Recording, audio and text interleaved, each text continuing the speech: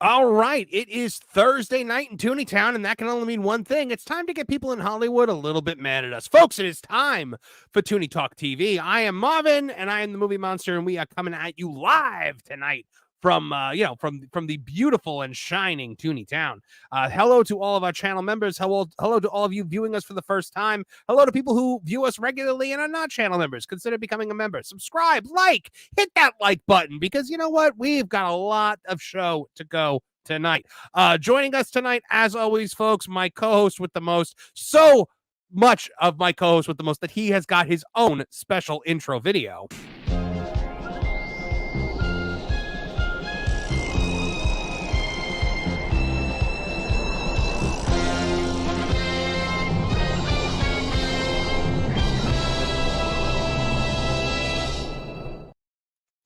It's Kevin Apollo. Huge pop. I did not tell him that I made that before the show, so he's seeing it for the first time. Welcome back, my friend. My brother, how are you? I'm very excited to be going off on another epic Hollywood rant tonight. We got a lot to talk about. So much is going on with Star Wars. The dominoes are all starting to fall. We've got Harry Potter stuff to talk about, so I'm sure, one of our other co-hosts is going to be very, very excited about contributing to that conversation. And let's bring her out. She doesn't have a cool video because she's just Trish. Yeah, it's just me. Trish, no, you're the dish. You're the dish this week. I like that. I like that a lot. That might be a keeper because I do have like a nostalgia factor with that one. So yeah, no, I love it. We'll call you Trish the Dish from now on. Trish, how you doing? I'm all right. How are you guys? Doing great. Lauer, do you want to make all my children video with me tomorrow? Yes. What? They may be resurrecting all my children from the dead for the second time. Oh my and goodness. that was my soap. I love me some Pine Valley. That's your soap. Oh, okay. I think it was my mom's soap too. My mother and grandmother love General Hospital. Like they watch it every day, like without fail. That's the only one that survived on ABC. Yeah. All right. Joining us also today, folks. I just saw this guy like 20 minutes ago. We were on the Pro Show with WW Pro together. You can check him out on his channel. Also at That Game Place, where we love to talk about video games together. It's our good friend Nolan Thunder. Hello. We couldn't avoid each other even if we tried. No, nor would I want to, my friend, because you are always a wonderful addition to any live stream that you are on. All right. Thank you very much for also joining us this week, guys, from the world of That Park Place. You know him as one of the Lost guys, along with Nolan Thunder. He is the one and only Martin Stone. Hey, happy to be here. Oh, gosh, Martin, we are so pleased to see both you guys here. You guys got anything cool coming up on the Lost guys? Yeah, we got a few things coming up. I know we had the Sequest DSV just drop. That was a fun one. Nolan had never seen that before because he's kind of a young whippersnapper. He is indeed. And listen to old man Martin. He's got some good ideas. I believe we've got Superman Lives is next coming out. Now, Nolan and I met in person recently, and we were talking, and I was just like, "My God, man, you're like a zygote, like you're so young." But he called Martin old. I was like, Don't worry, Marvin. When Christmas time rolls around, I'll get you a rocking chair. Ah, fantastic. I might need it by that. Oh my God, I would love a rocking chair. Like, you have no idea how much I would love. You're a not rocking chair. helping it. Like not like maybe just grab one of the ones from Liberty Square that Frank Goodman used to swing back and forth on. But anyway, thank you to everyone joining us in the chat. I see we got a whole bunch of the regulars and a couple of names I've never seen before. Go and Shogi starting us off by gifting one Tooneytown TV membership. And you members, you got a new video today, exclusive to members. It was Marv's Theme Park Report, Marv's Theme Park Rundown, which is going to be a weekly video that I do detailing all of the articles that I write for that park place on theme parks and giving you kind of the inside scoop on that. So thank you, Go and Shogi, and congrats to whoever got the membership. So hope you guys enjoy it. We have Kevin Apollo rants coming. We're gonna be doing a members live stream tomorrow at 2 p.m. Eastern. So it's gonna be exclusive to members. I hope somebody shows up. But anyway, we are very, very excited to share all of this content with our members. John JID 999 also joining in for $1.99. What setting is the Harry Potter TV show put into? Well, it's the books, John. It's going to be a retelling of the books, which J.K. Rowling is going to have a lot more direct input in. And with the benefit of television instead of movie as a medium, you are going to be able to tell a lot more of that story, a lot of the story that got left on the floor. Trish and I were having a whole conversation recently about how much Harry Potter got left on the cutting room floor when, oh my goodness, so much, right? I mean, like pretty much all of Half-Blood Prince. Like, we cut out all the Voldemort flashbacks, all the character development, but we kept all of the angsty teen drama, right?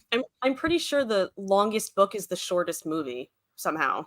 Yeah, I think so. Is that Half-Blood Prince? No, that's Order of the Phoenix. Order of the Phoenix is like 800 pages, but the movie. Yeah, that was the one she had writers. Maybe? That was the one she had writer's block on. I remember I read. But what the heck, Spencer, get in here. Why are you in the chat? I just well, figured that's different. Usually Marvin's telling people to get out of here. So when he's telling you get in here, that means get in here. Spencer, what are you doing? Telling people to go away. Oh my goodness. He was like, oh, he just even messaged me and he's like, oh, I'll be there, but I'll be late. I'm like, you're in the chat. But Alejandro is also checking in for 199, power to the 199. He says, thank you for all the quality content, everyone. You're very welcome, Alejandro. And thank you for your repeated super chats and your repeated business. We have got the greatest audience on the planet. I love you guys so much, and we are excited to be bringing you guys so much news today. Oh my goodness, there's a lot to talk about, guys. So you ready to dive into some Star Wars talk? Yeah. Don't everybody jump at it at once, please. Yeah. Let's go. Yeah. Everyone's like, if we have to. Oh my goodness. All right. So we are going to be talking today about a little movie called, well, it doesn't have a title yet. It's called The Rey Movie to most people. I believe we are also referring to it as New Jedi Order in some circles, but it is affectionately referred to as The Rey Movie. So here we go. After Star Wars Rey movie writer announces plans to open a new studio in Los Angeles, California. I said it like Stone Cold. Los Angeles, California. Not to be confused with Greenwich, Connecticut. Speculation grows that the Star Wars film could be scrapped. Wouldn't that be the worst thing ever? Actually, for me, that would be pretty terrible because I'm a content creator and this is content gold. As you guys know, this is going to be the movie that brings Rey back to the Star Wars universe. The one and only Rey Palpatine, which I love saying because it always triggers at least somebody in the comments. This was the subject of my video this morning, my Tooneytown TV video this morning, and there was somebody in the comments that was like, it's Rey Skywalker, and the movie's not getting canceled. I'm like, like, you're giving me exactly what I want. Thank you. He feeds off your hate. You guys realize that. My goodness, look at Spencer. I'm hyping the chat. It's like I'm appearing in the crowd before going in the ring. No, Spencer, you're not. Get in here. now you got to put Spencer's head on Edge and Christian's body doing the crowd entrance. For the benefit of those with flash photography, Spencer doing the 2-minute pose. All right, so let's talk a bit about what's going on here, because now we have no official word that this film could be scrapped, but we're connecting dots here, or at least John Trent is over on that Park Place. Stephen Knight, who is supposed to be penning the script for the Rey movie starring Daisy Ridley and being directed by, I'm going to add here, feminist activist neo-Marxist Charmin Obaid-Chinoy, announced plans to launch a new studio in Los Angeles. This, I Announcement has Star Wars fans speculating that the Rey film might get significantly delayed or completely scrapped altogether. The BBC's Ben Sidwell reported that Knight, the creator of Peaky Blinders, announced plans to open a studio in Los Angeles in the United States. He told the BBC, I'm going to open a Digbeth Lock studio here where people can go look at what we're doing, see pictures, decks, and video of what's happening so people in LA can experience what we're doing at Digbeth. Now, what is Martin? You might know. What is Peaky Blinders? I've never heard of this. I think it's BBC, but I think Netflix carries it. A crime drama TV show starring Cillian Murphy, set in like the 1920s, maybe earlier than that. That does sound like something I would enjoy, and I'm going to have to watch it if it gets the Rey movie canceled. I think people really liked it.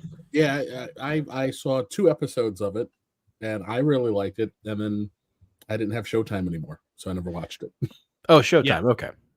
So what is the gentleman's name? Is Stephen Knight. So this is Stephen Knight right here. This is the guy who is going to be writing our feminist propaganda Rey movie. He looks just like the kind of person you'd think would write that, right? The announcement came as Knight is gears up to begin production on Peaky Blinders movie, which he shared details of where they plan on filming. We'll be shooting at Digbeth Lock and found some unbelievably good locations around Birmingham and West Midlands. We will be at the Black Country Living Museum again. There will be locations around the country as well. Of note, he indicated the film is the end of the first chapter of Peaky Blinders. That means it's likely that he has plans for more Peaky Blinders movies coming after this. Following this announcement, there are rumblings that Knight opening a new studio and seemingly going all in with Peaky Blinders will leave little room for the Rey movie. So our good friend, scooper and analyst WDW Pro speculated he's wrapping up in opening studios. He's wrapped up in opening studios. That is no small endeavor. And our understanding was he was supposed to be working with the Rey movie with Sharmeen Obaid-Chinoy with Lucasfilm, and that would be an ongoing process. It seems to us, Lorne, because he was talking to our good friend Lorne Connor, and again, we could be wrong here, but it seems to us that he's now going to be working on the Peaky Blinders thing. And that makes us wonder if either the Rey movie has been delayed, such as he can work on this for years and years and come back to it later, or he's been removed and nobody knows it yet, which would not portend well for the Rey movie either. So that's where we are being led to believe that perhaps the Rey movie has experienced even more hiccups. Kevin Apollo, your thoughts? Listen, if I can... If you asked me to stick my hand in a piranha tank, and if I did it for 30 seconds, it meant this Rey movie would never come out, I would do it for 35 seconds. Just to make sure. Just to make sure you keep it an extra 5 seconds. Sure. I have no desire to see anything that has to do with Rey Palpatine. So, hey, I enjoyed 2 episodes of Peaky Blinders. I'm sure I would enjoy more.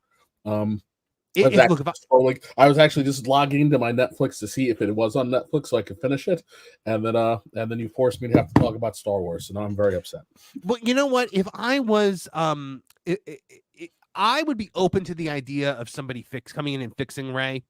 Like, oh, we're gonna do the movie where that makes Rey that makes her okay as a character. We're gonna actually inject some character into her or whatever.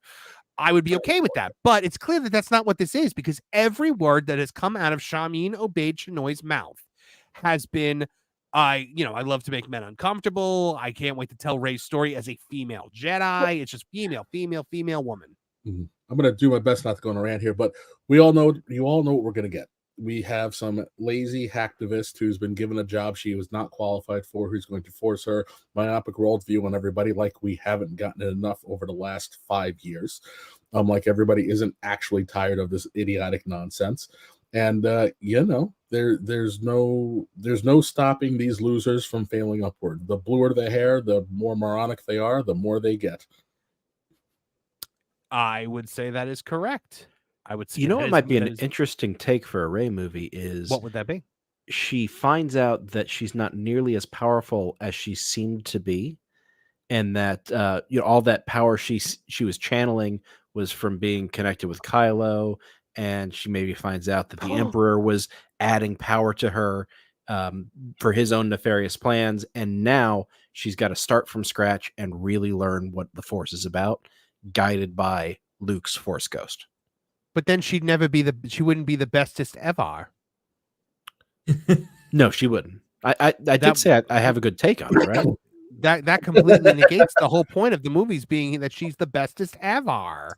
I'm still stuck on the part where Palpatine goes, if you kill me, I get to take over your body. And then she killed him. And that's not that's not a thing. That's not how the Sith has ever worked. It's not that when you kill the Sith Master, you absorb the Sith Master's spirit. They made it like it was Highlander. Like she experienced the quickening because she killed Palpatine. Like that's not that's not even a thing. I hate it so much. By the way, Spencer says the men uncomfortable thing was actually unrelated to Star Wars and is a good thing considering her subject of work, male abuse of women in Pakistan. Okay, Spencer, if you're gonna contribute, you have to be on the show. And here he is, folks, Spencer. And that's why I'm here. I had to eat. I had to eat something. I am starving, so I needed to make sure I had energy before I jumped on. He's back in the States and he's back on the show. We love you, Spencer. I'm so happy to be here, guys. But now the what do you call it? The other comments she made though about like I'm so excited about it's about time that we get to that is all complete, like that is on point. She did say that was about Star Wars and it was all eye rolling there. Right. But the specific comment where she says the point of my work is to make men uncomfortable is actually, so that's what I was sort of explaining in that comment. Before she got hired to do Star Wars, and this is another point of criticism, because given her previous body of work, why would you hire her for Star Wars? It's just a mismatch. Wait, she's a documentarian.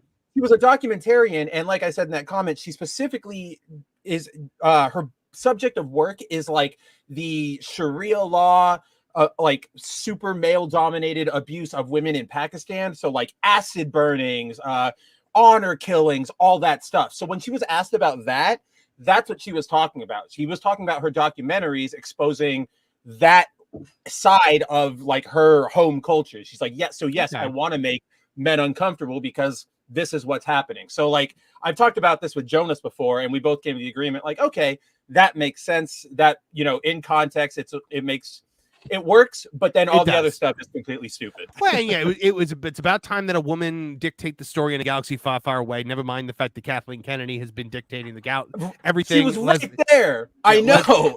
Leslie Headland, Bryce Dallas Howard, Marsha Lucas. Yes. Lucas. Who's the director who did every episode of Obi-Wan? She did an episode of The Mandalorian. Did a very good job. And then gosh. She's an Asian lady. It's Bryce Dallas Howard. Oh yeah, no, it's Lucy. Oh my gosh. Somebody will say Margaret Cho. It's not Margaret Cho. I'd watch that. Deborah Chow. Deborah Chow. Deborah Chow. Yeah, that's who it is. Yeah. Chow. Yep. Okay, cool. All right. So moving along in this story, Lauren Connor, who's always, here on our show. I haven't heard from Lauren today. I sent him the link. Hopefully he joins us later. But Lauren Connor was the guest on this episode of Pro's video, and he says, I feel like I should be able to do a Lauren impression, but I was afraid that would sound like I was mocking him and not have the respect that I feel for Lauren because it's out. He knows it's out of love. He's I'm not even going to try it. He goes, I would say that I think a part of the reason why Lucasfilm and Disney over the last few years have tried to get away from people with clout in the industry to be their showrunners, their producers, and things like that is because people that have that kind of influence can say no.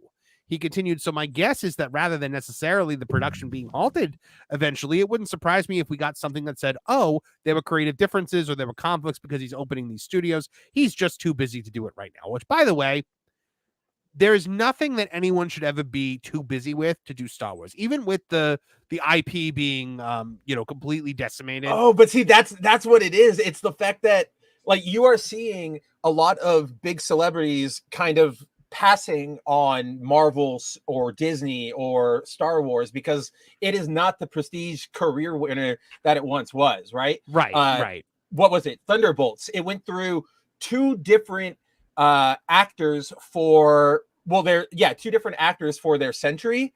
The Asian guy, what's his name? Steven Yeun from The Walking Dead, and then the young black chick from The Bear, like Ayo Odabi or something like that. She was going to be the Sentry as well. Both of them said, oh, we have scheduling conflicts. We can't make it. And I'm like, as soon as they said that, I was like, oh, this is bad. How bad is this script? How bad is the script? How bad were they firing their agents at that point, right? Right, exactly. Like, how dare you? Did you watch the Marvels? Get me out of here. By the way, I got Deborah Chow. Yes, Deborah Chow. Is that not what we said? I thought you said someone said Margaret. I'm sorry. Oh. Hold on one second, guys. I am just taking care of one little thing here. That is that, and that is that. Honestly, and I feel I'm like gifted anybody. I some feel like there are so memberships. many people who've been approached by Disney in the last 5 years to, do you want to helm a Star Wars series? Do you want to helm a Marvel series? And they all went, hey, I'm getting a call. I'll call you back later. I gotta go. I'm sorry, man. I can't hear you. You're losing reception. Right, Oh. exactly. Oh, it's 2016 again. So Lauren, my guess is that so creative differences, that's what they always say. But like the Game of Thrones guys, they were the ones who were like, we're so busy with our Netflix commitments. No, you're not. Like, first of all, nothing that you've made for Netflix has come out. So Lauren also added, I do think that it would be far too big of an embarrassment to make some kind of an announcement saying the Rey movie is canceled or even delayed. But my suspicion is they will find lots of ways to creatively delay it, because right now they're holding their breath and they're trying to figure out, how do we get out of this hole that we've dug for ourselves? I think the Acolyte has absolutely rattled them. I don't think that you would be seeing what we're seeing if the reactions of the fandom right now, if they weren't absolutely rattled by what happened with the Acolyte. I think it was a shock even to Lucasfilm and Disney. I agree. I 100% agree with that, guys. I actually believe, I agree with that as well. Mm. I think it was a shock to all of us as well that it did that poorly. We all knew it was going to be bad quality wise, but that show, nobody watched it. Like, actually nobody watched it. I have to say, I wasn't shocked. Because I'm a giant Star Wars person, but I was once upon a time. Me too. Many moons ago. Same. But I was not a deep EU person. I didn't start even looking at the EU books until they started putting out the EU toys. I played LucasArts games and got mad that they never had the trilogy characters in there. I hear that. Dash Rendar, who the hell? Yeah. So I was like, I'm as close to. I was like, I kind of always looked at myself like I'm an advanced normie, because I have a buddy who is super normie plus, yeah, and he's just kind of hanging in there. I like how he is a glutton for punishment, but I'm like, I know there are folks who just like, it took me 3 weeks to watch the first episode of Obi-Wan because I kept walking away from the TV. And it's boring. I didn't actually. You were making the right call. Yeah, and I didn't open my Disney Plus again until I was forced to watch The Acolyte. If it wasn't for this show, I would have just kept on keeping on. Then I figured no one's buying the toys. It doesn't matter. I've never seen Leia Bausch was a peg warmer. Like, that tells you we're in deep doo-doo. Oh, that's bad. So I'm like, I just figured no one's gonna watch this. And if you are watching it, you're watching it because you have a more curiosity to see how bad it's gonna get.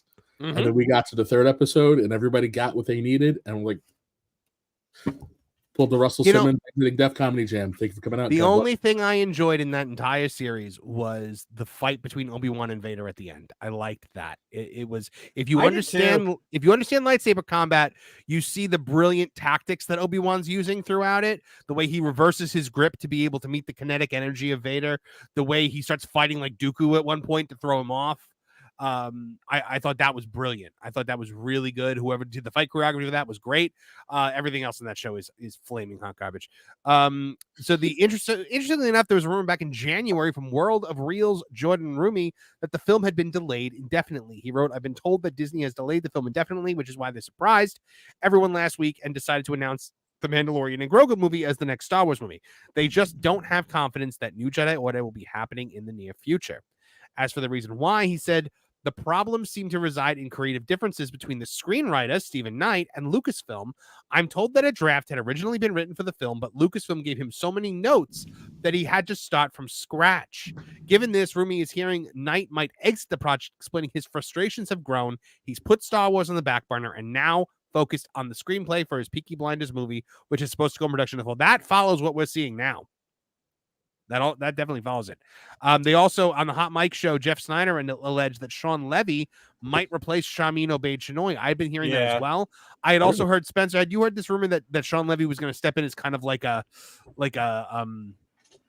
phantom, phantom co-director that they weren't going to credit or something like that? The rumor was that they were bringing him in, or like they've tapped him to do Star Wars, right? We know Sean Levy's doing a Star Wars movie. We don't know what it is. The rumor is that they're sort of keeping him on on the bench just in case Obaid Chinoy doesn't follow through on her commitment. They can go, oh, Levy, come in, do the Rey movie. Like, that's what the rumor is, and I can believe that because we haven't heard anything about, or I mean, to be fair, he's been doing Deadpool and Wolverine, so we haven't heard anything out of him about his Star Wars movie. But considering how slapdash everything is right now over there, I wouldn't put it past them to make that the case. Mm-hmm. But I was listening to you. Go ahead, Martin. There have to be 50,000 Star Wars scripts floating around Los Angeles of like from decent 100%. writers. You know, like not just, you know, off the street, but people who have actually written for a living that wrote Star Wars scripts because they wanted to over the years. And George Lucas gave them a roadmap of what he wanted to do. It's not like you couldn't find a script and shoot something. No. Well, that's why the note there or in that rumor that really sticks out to me is that Knight had a script and then Disney came back with a bunch of notes and Knight went, screw you. To me, that says, you know, it's that trend of there are people out there with good ideas, creative ideas, but once you take them to the big bosses, they're going to scrub everything off and make sure everything sells. And, oh, make sure you put this character in because we're going to do a push to appeal to this 10% of Disney Plus audiences, like whatever. And then if after going from like I have complete control over Peaky Blinders to I have to put Fardo McButt into, you know, the starring role of my Star Wars movie, I do not blame him for missing out. Look, we all know that left to their own devices, the Fempire, as I like to call modern day Lucasfilm, and Femperor Kathleen Kennedy, they are going to take Star Wars down the direction that they've been trying to take it. If we ever let them get their hands on another special edition of the original trilogy, we all know what we're going to get. If you only knew the power of one, the power of two, the power of many.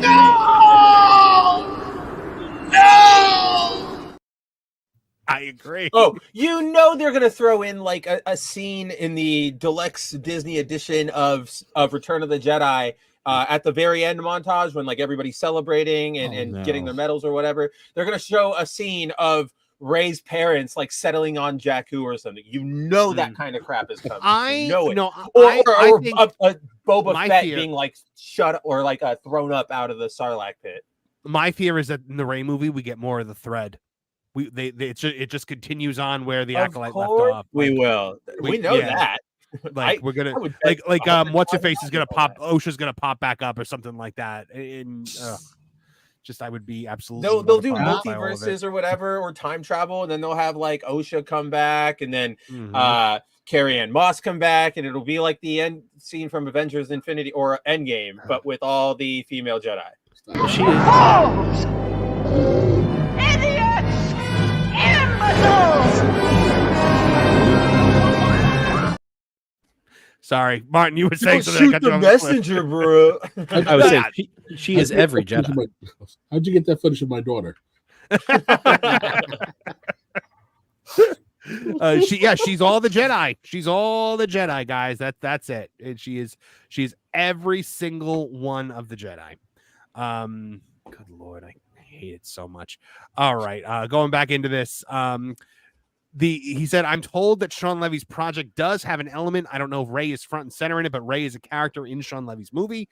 He elaborated, now is it Daisy Ridley or an older Rey? We heard rumors back in the day, maybe about Helen Mirren being positioned as an older Rey. So I don't know. Not going to do this. No. I don't know if in Sean Levy's movie, if A, Rey is the lead character, or B, if Rey is Daisy Ridley age, or she can go be someone in her 40s, 50s, or someone who's 70 or 80, like Helen Mirren. I don't know. That would, it's funny. Daisy Ridley did an interview recently where she was talking about how the movie was going in a direction she didn't expect. What if that direction is she's not in it? Sigourney Weaver would make more sense. Yeah. I there's no way. I don't even know where this rumor of Helen Mirren came from.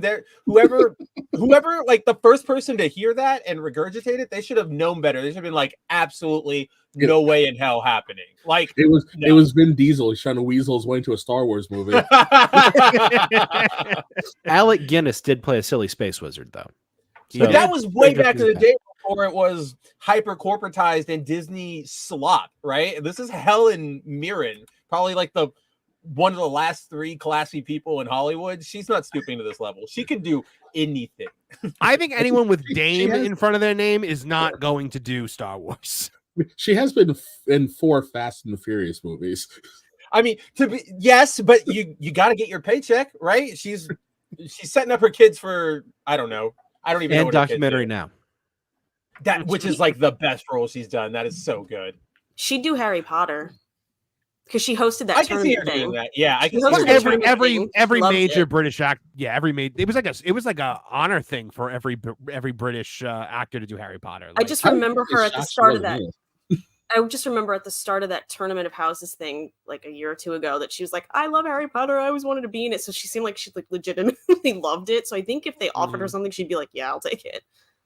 I don't know about Star Wars, but we'll be talking about Harry Potter a little bit later because we got a lot to talk about with the casting of this movie and the casting call that went out. But I still want to stay on Star Wars because they're having just a really bad time over at Lucasfilm. Not only are they losing the writer of the Rey movie, but did you guys see this one? This one states that Star Wars movie is being sued for digital recreation of Peter Cushing's appearance in Rogue One. How do you And he starts suing for that now. Who is suing? Is it Okay, his so family? they're not or- We'll get suing into for it. it. We'll get into it. So I can give you guys a complete rundown because I did cover this over on Bounding Yes, in please do. Comics. What is happening? Oh, I'm sorry. is Normally, that- if you have this covered on Bounding, I Don't usually even- pull up don't your even trip. article. That's not even why I said it. I was just explaining how I know everything. So the lawsuit is being filed by by Peter Cushing's like best friend, his longtime friend, who he's claiming that in like 1993, Peter Cushing signed or like made this contract, signed this agreement saying, don't ever let me be like revived with special effects. Like, don't use that unless, like I don't want to do it.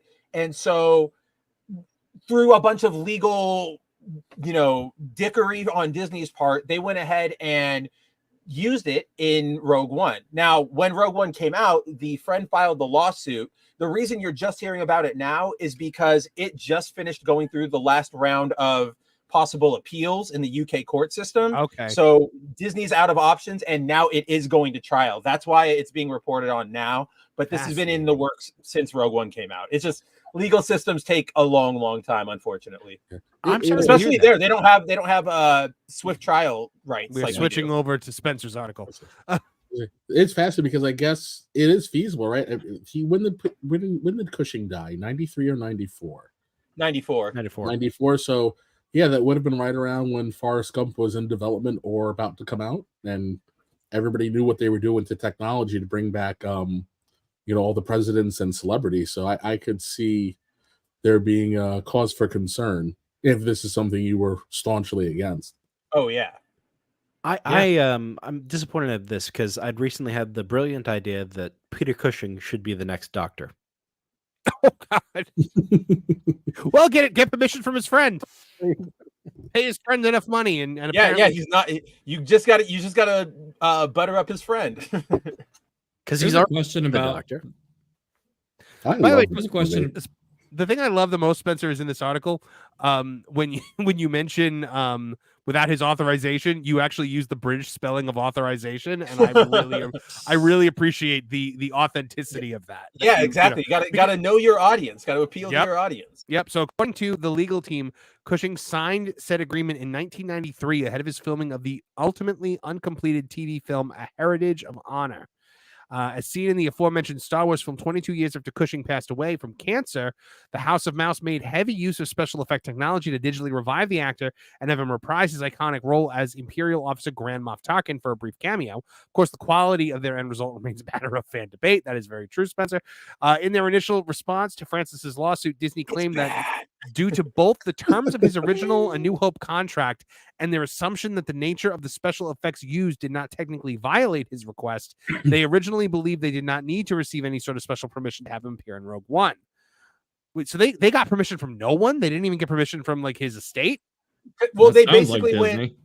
Yeah, they basically went, well, we have a right to his likeness from in that movie, and we're not technically doing all special effects to bring him back to life, because there's an actor underneath that digital makeup of Tarkin. Like there's a guy under that, so it's half practical, half digital weirdness. So they went, that's not technically all special.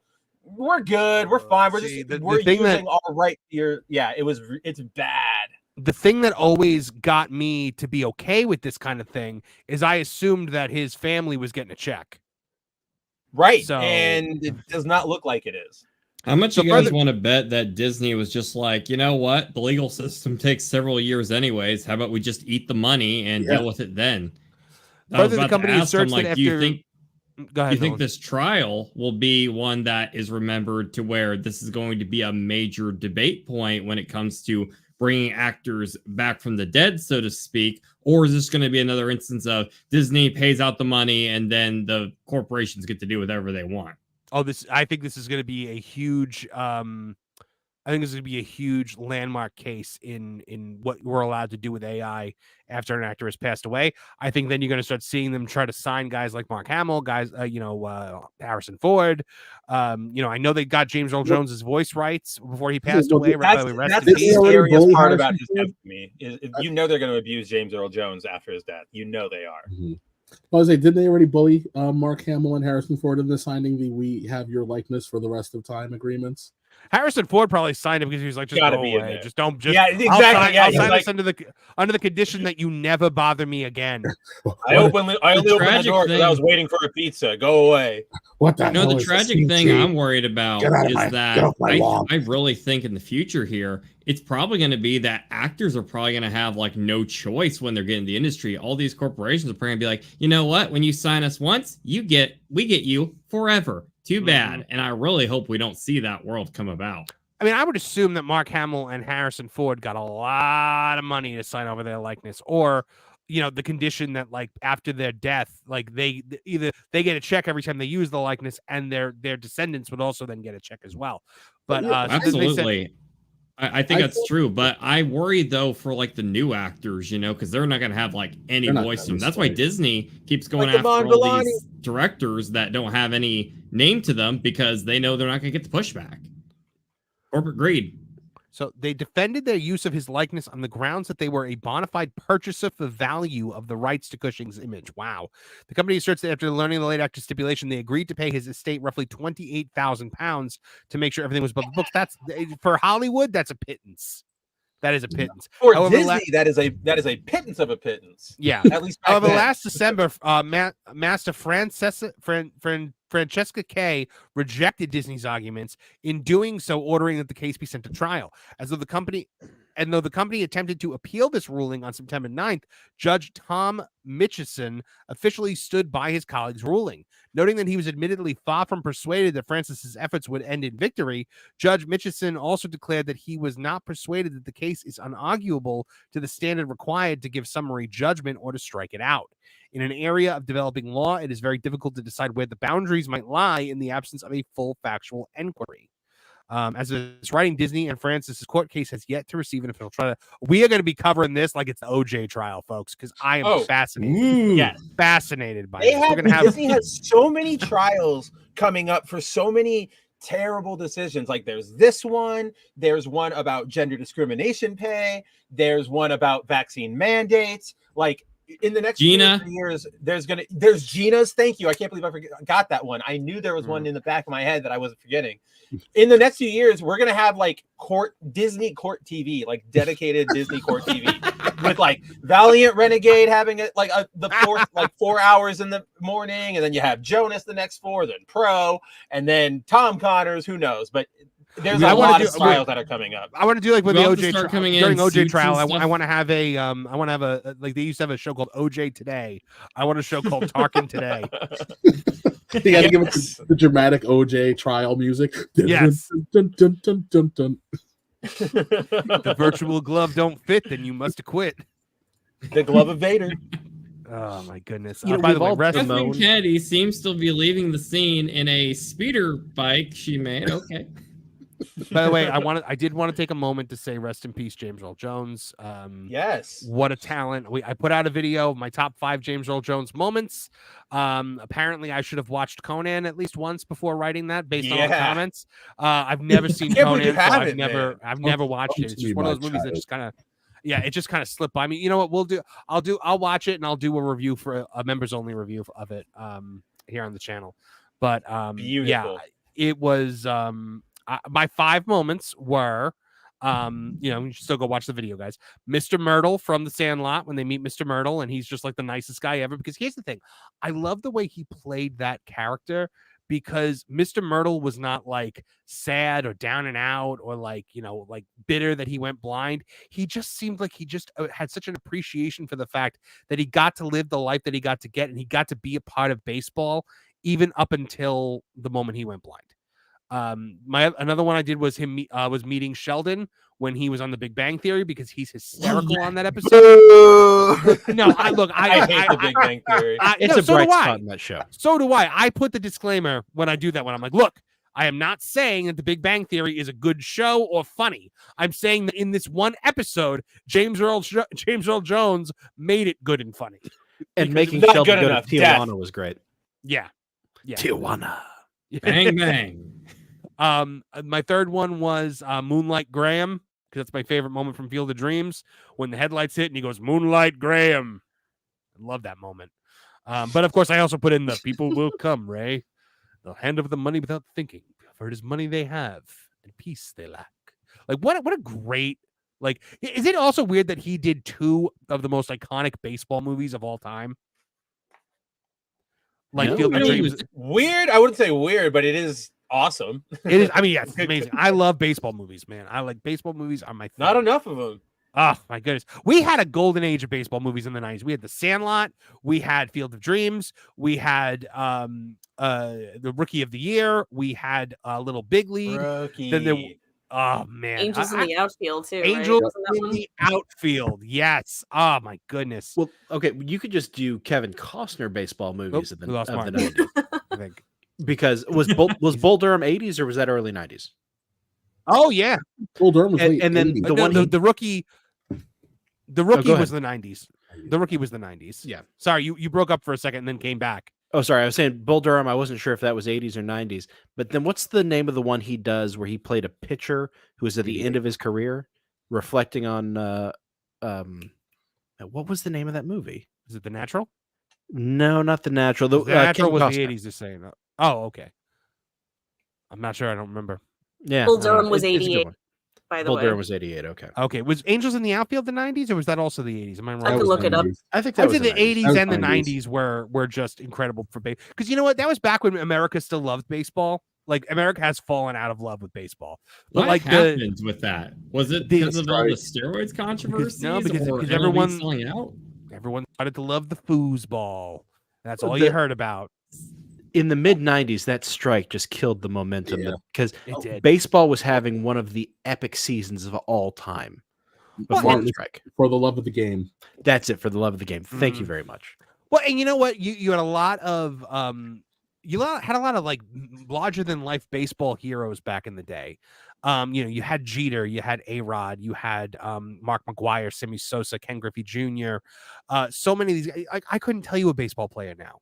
Like, I see. I agree with that, but I would say in the last like 3 or 5 years, we are starting to get more baseball heroes. Like you've got people like Shohei Ohtani, you've got Fernando Tatis Jr. You have these players that are becoming more household names again. So there's a slight uptick because they're fun to watch again because they're crushing home runs all the time. Whether or not they're doping, I have no idea. But that's what's it's a little funner.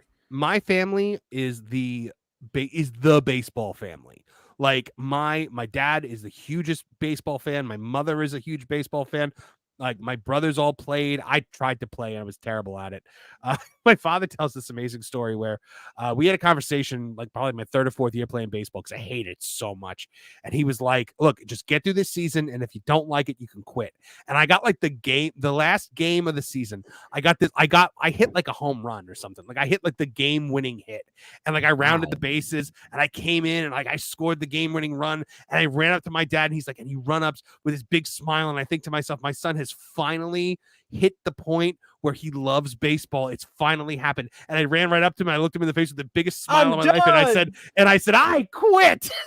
I was so excited to get out of that game. I was literally that South Park episode where they're playing baseball and they're like, oh my God, we hate this so much. Like that was me. But I love the movies. You got to go out on a high note. Yeah, I love the baseball movies. But yeah, like I mean, my parents like in their TV room, instead of a big picture of like their children, it's a giant picture of Lou Gehrig. So, like their dog's name is Yogi, Yogi Berra. So like it is a baseball household. And so, we would travel to see spring training games. So I got to see the Reds when Pete Rose was managing. Oh, fantastic! I got to see the Royals when George Brett was playing and Bo Jackson was playing. That lineup was spectacular. I got to watch WrestleMania when Pete Rose got tombstoned multiple times. You guys are bringing up all these iconic names, and as someone who didn't follow baseball, he's a football family over here. I just think of that one Simpsons episode where they get all the star baseball players and they put them on Homer's team, and they're heckling them. Steve Saxon is running with the law. Can Griffey's grotesquely scroll and jaw Mattingly shave those sideburns? Mr. Burns, I don't know what you think sideburns are. Kevin Haggerty is asking me Mets, Yankees. Well, my parents are obviously Yankee fans, but I was a Mets fan. I was. Yeah. So, I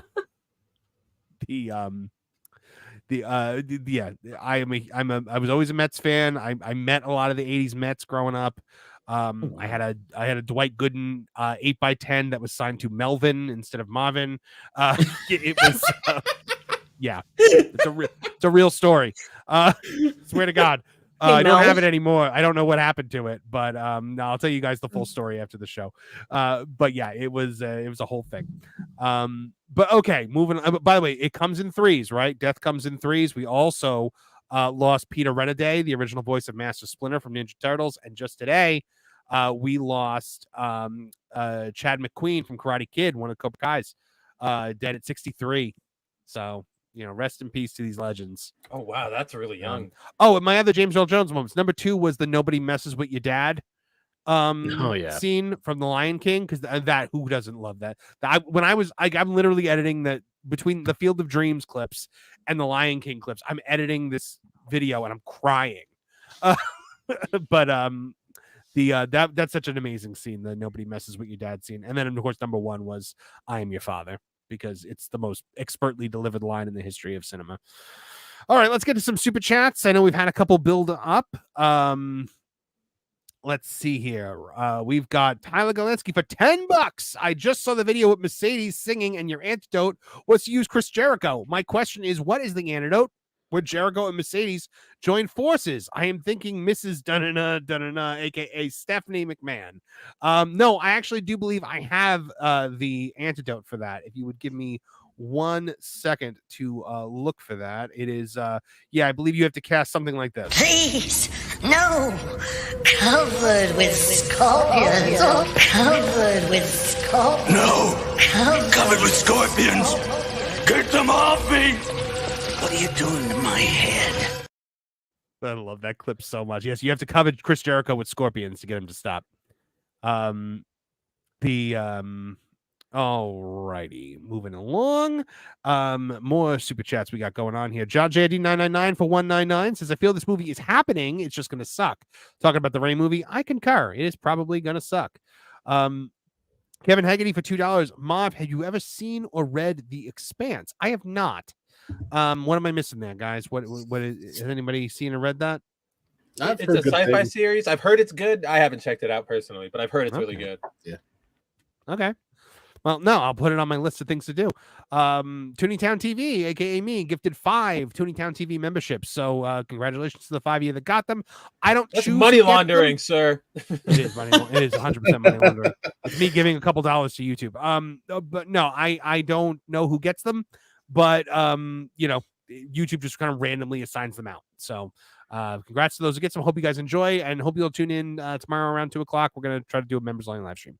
LC Killer 17 for $2 says Star Wars 3 the video game is the best movie video game. Yes. Oh man, is that game good? Spencer, you had to have played it, right? What? Which one? Star Wars 3? The Revenge of the Sith video. Oh, yeah. With the I remember playing that game. You play Order 66. Well, you play Order 66, but there's also an alternate ending they put in there where Anakin wins that last fight. Yeah. And I remember hearing about that as a kid on like a Game Facts forum and being like, oh, I gotta check this out. And yeah, that is actually a pretty fun Star Wars game. But you guys are devaluing the awesome classic that is the Phantom Menace video game on the PlayStation 1.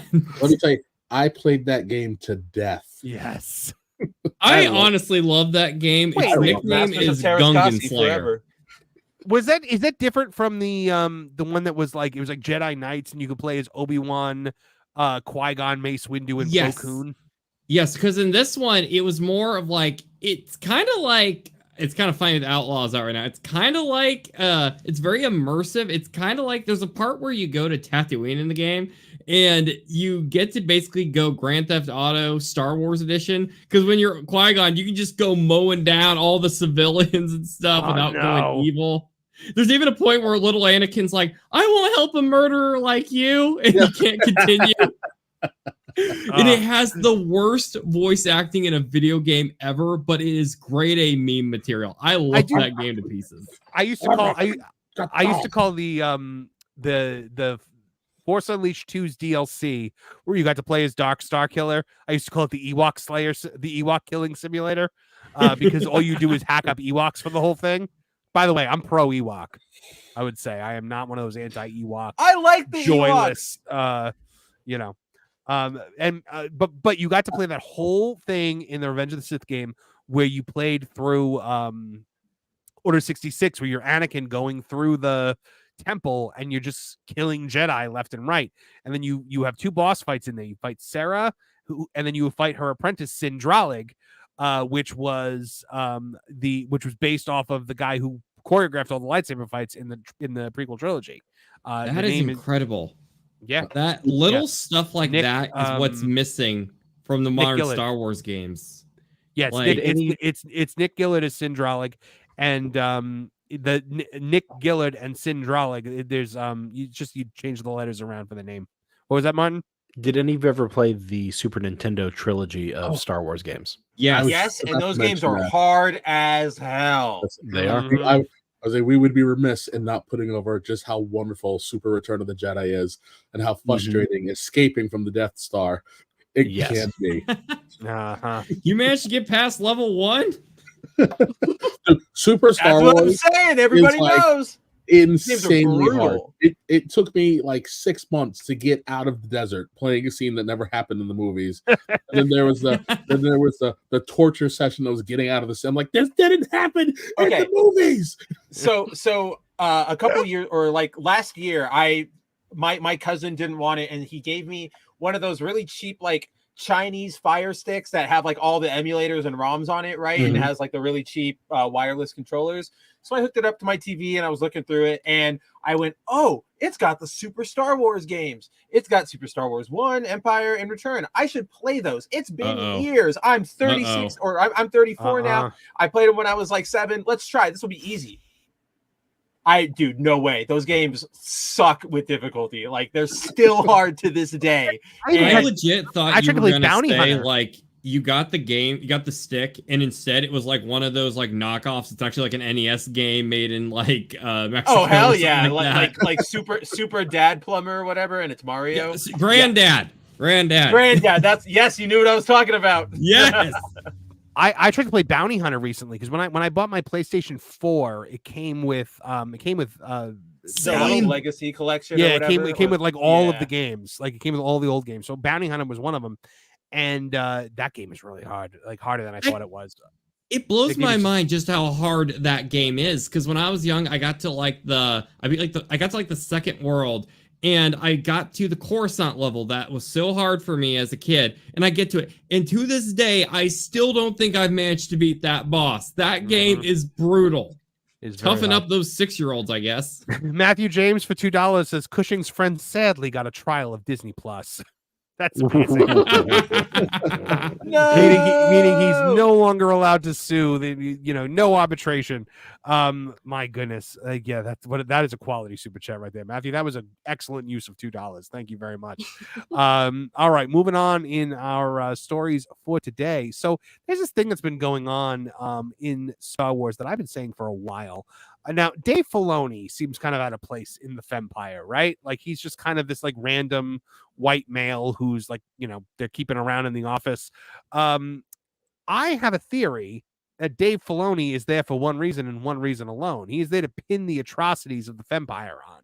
He is General Grievous. Like he is General Grievous error in judgment. I mean, he is just there for them to be like, well, it's Dave Filoni's fault. He was the chief creative officer.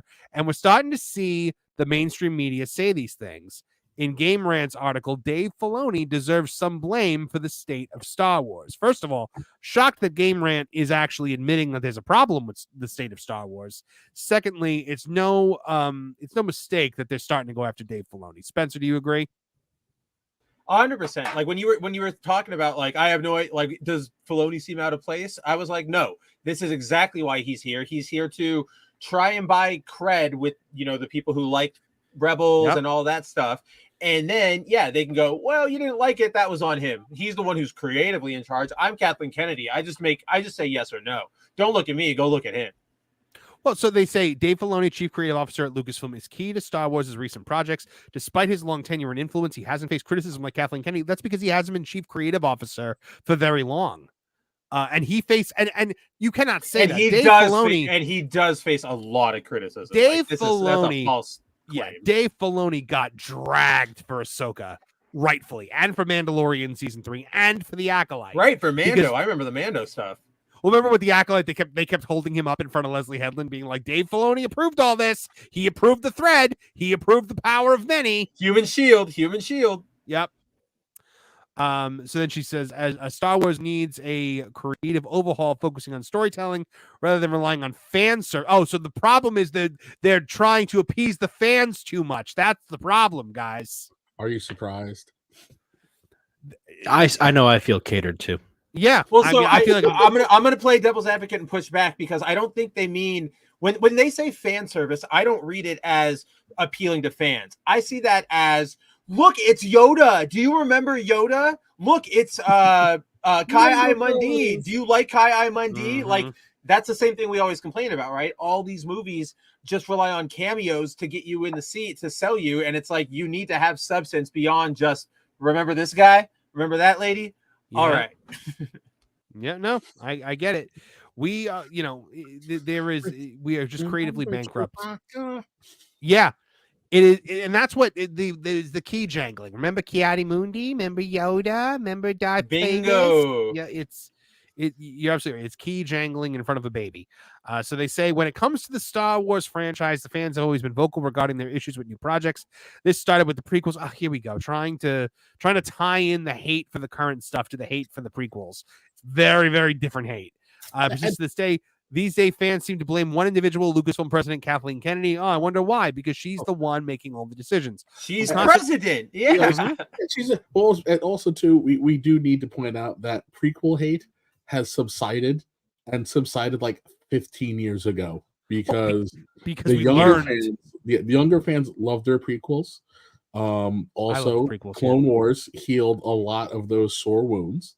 Yeah, whether not that every single episode worked, but as we got older, we understood the story George was trying to tell was entirely too large for 3 movies. So, like, stop it. Well, that's why, the Clone Wars fleshed that out beautifully. Like Anakin's turn makes more sense once you get to episode 3 after watching all that. So, however, Kennedy is only one person. She isn't the only one. She's one person, but she's the person that makes the decisions.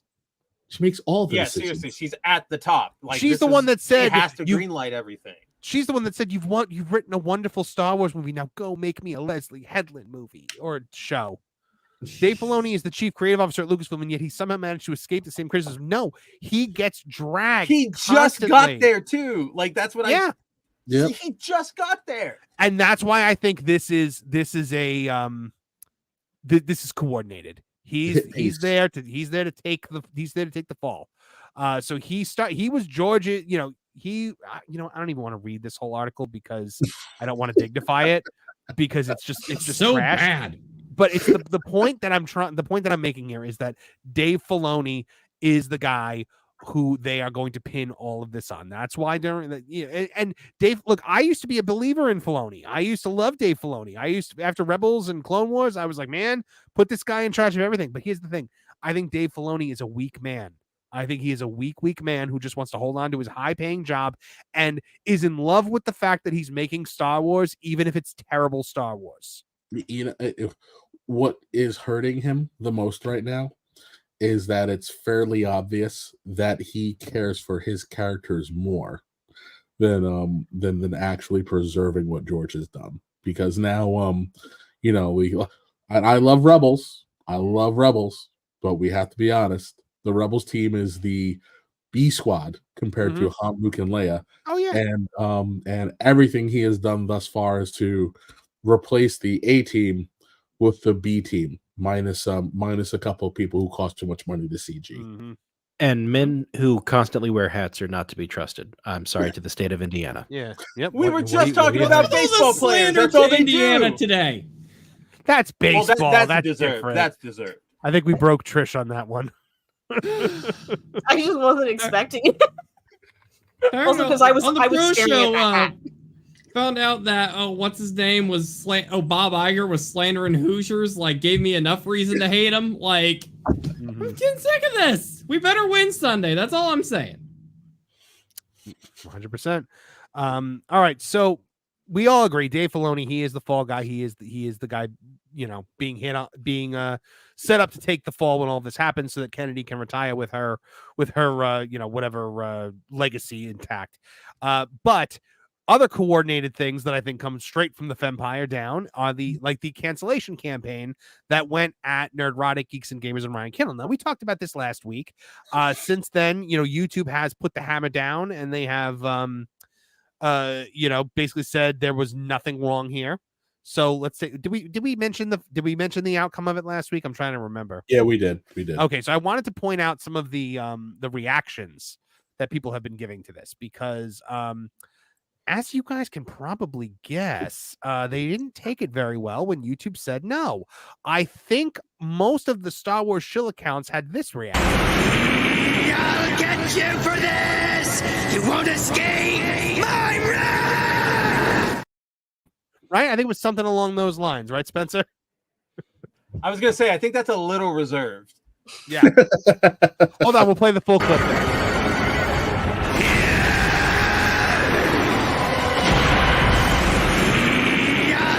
You for this! You won't escape my wrath! I'll get you! You're all mine!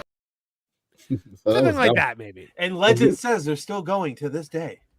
Isn't that a candid footage of Pablo Hidalgo? Yeah, that is legitimately candid footage of Pablo Hidalgo. Now, one thing I wanted to point out was, so now one of the big accounts, Star Wars Explained was one of the big accounts that kind of went after him. Star Wars Theory did an incredible 40-minute video where he just eviscerated Star Wars Explained, brought the receipts for everything. Did anybody here watch it? This video? No? Nobody? It was it's drama. I kind of tap out on this kind of stuff. I know. I do too, but I do think it's a coordinated campaign from Lucasfilm. I want to point something. I don't think it's coming from them. We see this happen all the time. It's just like this is rewriting Ripley. They've tried to do this for years. Yeah, they but rewriting every Ripley, so often. Rewriting Ripley has got the people have been saying for years they've got a connection to Lucasfilm. They're saying that. Where is it? I haven't seen. All I've heard is not even from big streamers, just people saying, "Oh no, they're connected," and I've seen no proof of it. I've seen not even a hint of like that makes sense. Normally, I don't like YouTuber drama either, but I think it's interesting to see just how like cancel culture itself is kind of starting to fail, because this did not work, right? It did not work. And here's what we saw. Star Wars Explained, if you look, we can't really see the in the last 30 days, Star Wars Explained has lost 5,000 subscribers. Yikes. After this. 5,000 subscribers. Well, you know. Pretty incredible, right? FAO. So people have spoken. They don't want these cancel things. Don't be a cancel pig. You'll keep your subscribers at that point. Trying to see what the next thing. All right, so let's get off of Star Wars for a little bit, because there is something pressing to talk to, and I want to talk to Trish about this a little bit, because we are looking at the casting call for the upcoming Harry Potter series on Max. So this series, we talked about it a little bit earlier. It's going to be a deep dive into the books. Going to be able to tell a lot more story. The problem is now you got to start casting. So what do you do? Apparently, you call for committed to inclusive, diverse casting. So that is immediately I actually a didn't dog see whistle. that part. Oh, Trish. This Casting part's call. new to me. Yeah, casting call for upcoming Harry Potter series says company is committed to inclusive, diverse casting. A casting call for Max's upcoming Harry Potter series has many fans fearing the Hollywood production will race swap or even push sexuality changes into the main characters of Harry Potter, Hermione Granger, and Ron Weasley.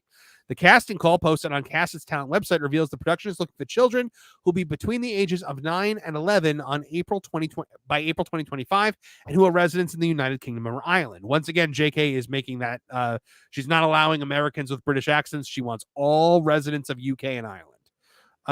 It then provides instructions for applicants to apply, including a video submission of a short poem or story, as well as a second video providing information about the applicant, including birth date, height, and where you live, as well as information regarding family members and pets. Some people have been talking a little bit about why do you need to know about family members and pets? It's to show personality. That's a thing that a casting director would look for. With a child actor, it's you want to see the personality shine through. Am I wrong on that one, guys? No, I think you're absolutely right. No. However, the end of the casting call is where many fans' fears are stemming from. It states, "We are committed to inclusive, diverse casting for every role. Please submit qualified performers without regard to ethnicity, sex, disability, race, sexual orientation, gender identity, or any other basis protected by law, otherwise specifically indicated."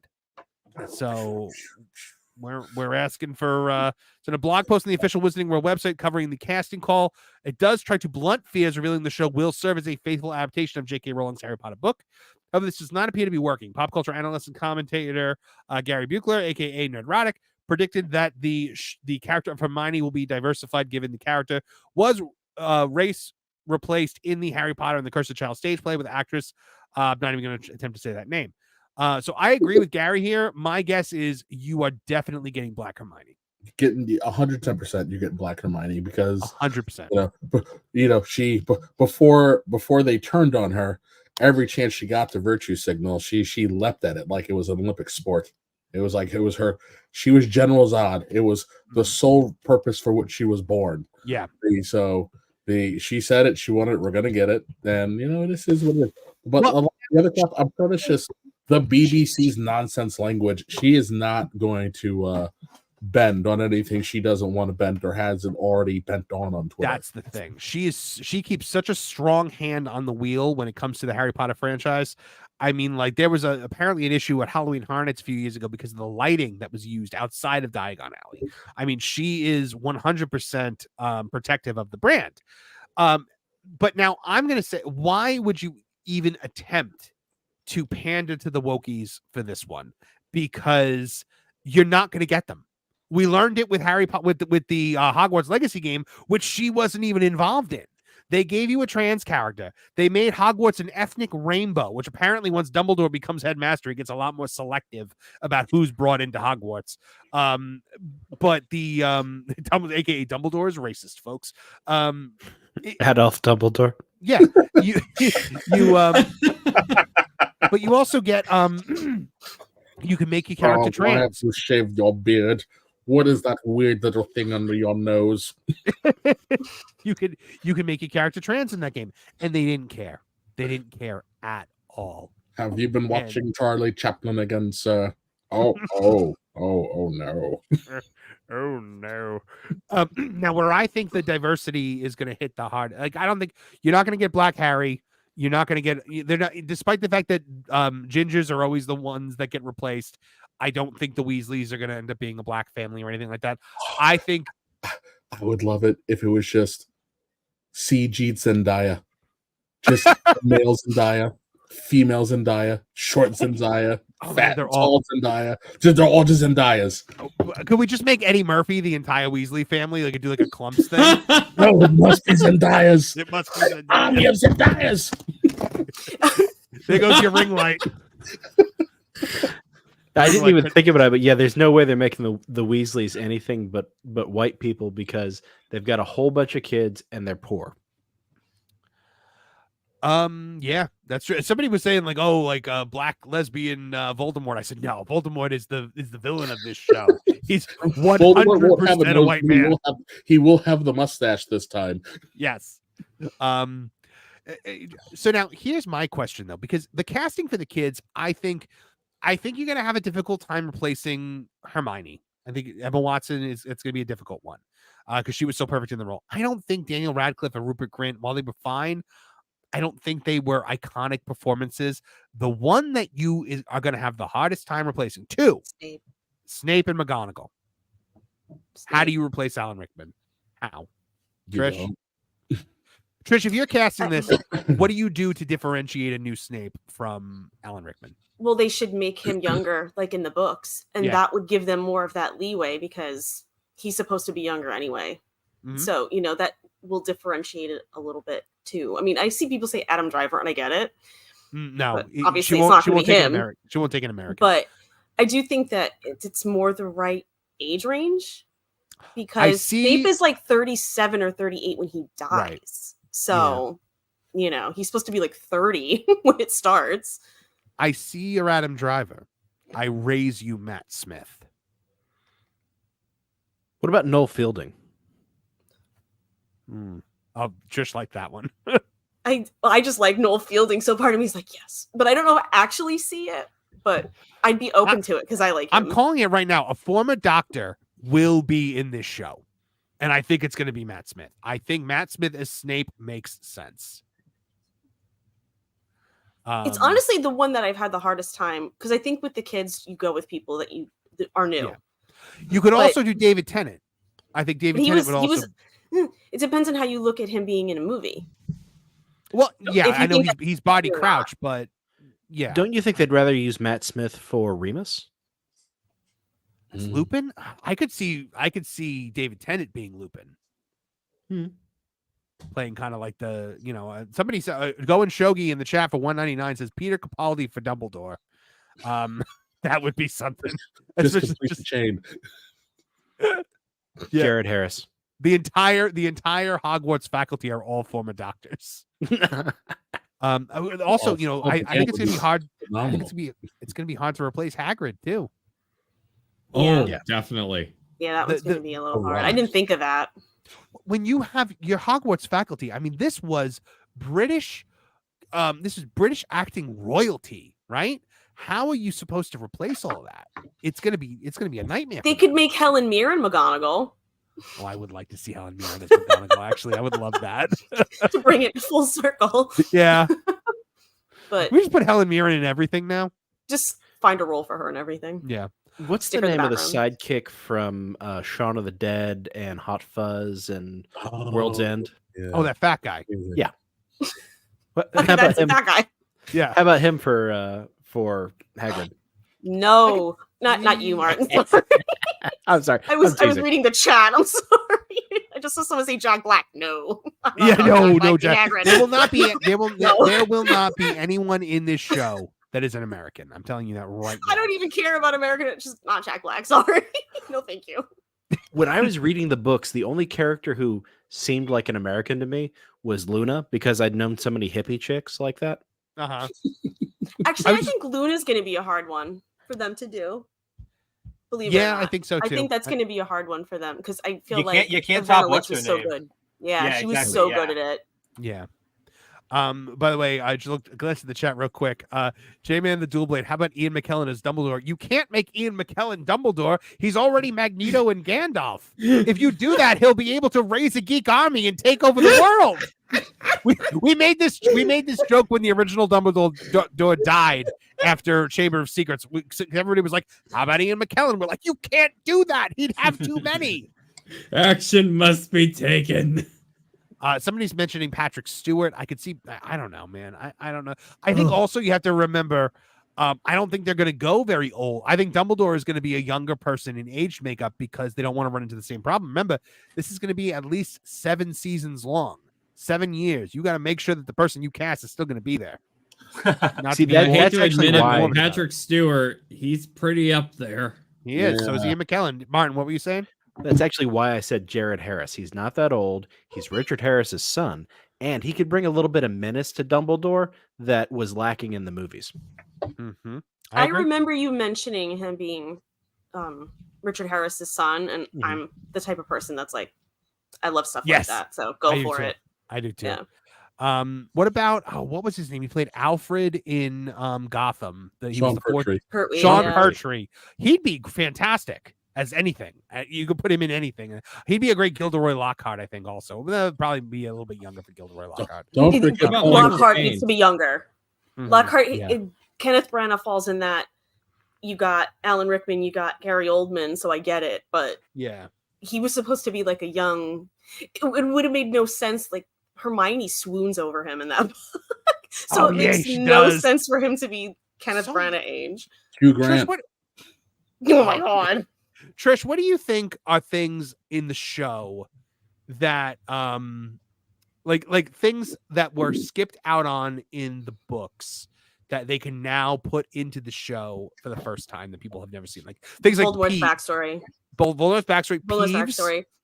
Peeves, they can put in Peeves, which, oh my god. Wait, see, I'm not crazy about Peeves. I think that's a hot take. I'm like not crazy about the character, but it's hard because I learned Rick Mayall was Peeves, and then they cut him out. I'm like, oh, that would have been a great Peeves though. Like he would have been perfect. Well, so they put Peeves in they put him in the game. Yeah, and you can find. But he was annoying to me in the game too.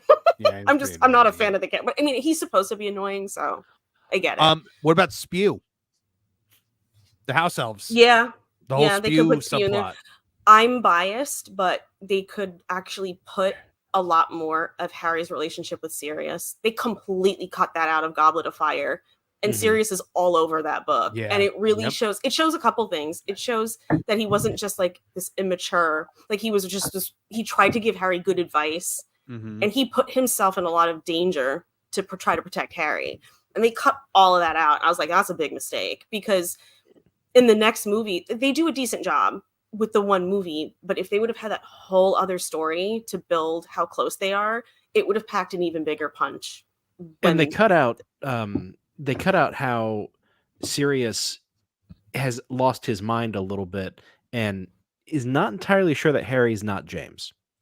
Yeah, because he's got a little bit of that like Arrested Development, a little bit of like missing his best friend. And also they cut out the other thing that they need to put. He's been dementia food for how many years? And somehow survived it. Yeah.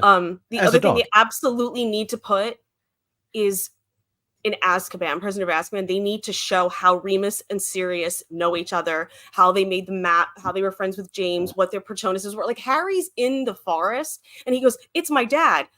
In the book, you know why he knows it's his dad, because he finds out that his dad's Patronus was a stag. They do not talk about that in the movie. So you look at it and you're like, how does he think it's his dad? Padfoot, Mooney, Prongs, right? We never see them as none of it. We never see the Marauders. Wormtail. And they just don't. Or like Remus in the book, it's Remus sees Peter on the map. and realizes what's going on. Not Harry drops a line like, by the way, it's defective because it says Peter Pettigrew's on there and we know he's dead. And then you see Remus be like, it's like a whole other thing that's richer to me. But well, and in the books, don't they have that with Barty Crouch as well? Like the map doesn't say senior or junior. It just says Barty Crouch. And so when they see it, they don't think anything of it because they think it's the dad who's sick during the tournament, like lurking around the castle somehow. I mean, it's like a little odd to them, but they don't think it's the son because they think he was dead. I want to see a lot more Malfoy character development because there were some movies where Malfoy was basically just Bulk and Skull, you know, like in some of those films. Complete with the theme song? Like just the little really crappy. There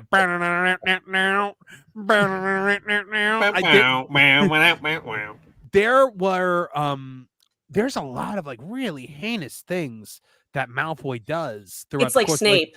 Like Weasley is Snape our is king. infinitely worse in the books. I want to see Weasley is our king sung by everybody. Like, you know, the whole that entire subplot of Ron joining the Quidditch team, that was gone.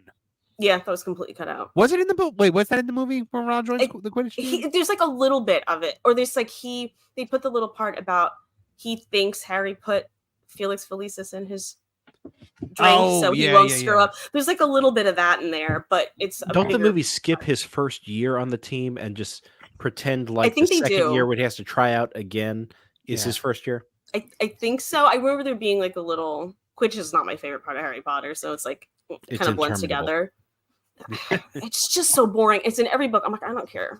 It's just it's the next way that something's going to happen to Harry in the middle of a game. It's like the like in Legend of Korra when the first like half of the first season is all just pro bending. It's like I don't pod really racing. care about this. Yeah, pod racing. Yeah, it's the pod race. Also, they completely lost me in the very beginning when they're like, and if you catch the snitch, you automatically win the game. And I'm like, so what's the point of all the other stuff? Well, that's the thing. That's the thing. The game ends, and basically you win if you get the snitch because it's so many points. I'm just like, well, what the heck was the point of the game? They try to make it, which they don't show. That's another thing. If they're going to go there with Quidditch, show the Quidditch World Cup, please. Because they arrive there, and then it's done, and you see like nothing happen at it. It's that Doc Mark hits like right after they go in the tent. Yeah. But not to be overly mean about this, but was anybody expecting Avila to be prettier than she was depicted as in the movie? Which character? What's her name? The French girl. Fleur. Fleur. Yeah. No, I thought she was pretty in it. She was pretty, but no, I know what you mean because the way they talk about her is like she's. We don't go into Hagrid's backstory. Hagrid being half giant. We don't really talk about that. Remember? That always made me laugh because I'm like, he's bigger. Like, what did they think he was? Yeah, he just eats his he's protein. massive. Well, in the book, Harry does explain that he just assumed somebody cast a charm on him that made him grow too much. There was one moment that I was looking so forward to in Half-Blood Prince in the movie, you know, besides everything that happened in the book. Besides like half the book. Yeah. But it's after Dumbledore dies and they light Hagrid's house on fire and Hagrid comes out and he's chasing the Death Eaters and they're firing the jinxes and the curses at him and they're bouncing off him. They're bouncing off of him. I thought we never got to see Hagrid cut loose. And that was a thing that I think was a major mistake in the movies. Like even in the I'm pretty sure in the seventh book, unless I'm mistaken, isn't there a moment where Hagrid is fighting in the Battle of Hogwarts? Yeah. I mean, everyone was fighting in that. Not in the movie. Hagrid's just tied up. Actually, speaking of which, they need to. Got it. They need to. I thought that the end fight in the movie was just like such a whimper. It was like they just like, bah!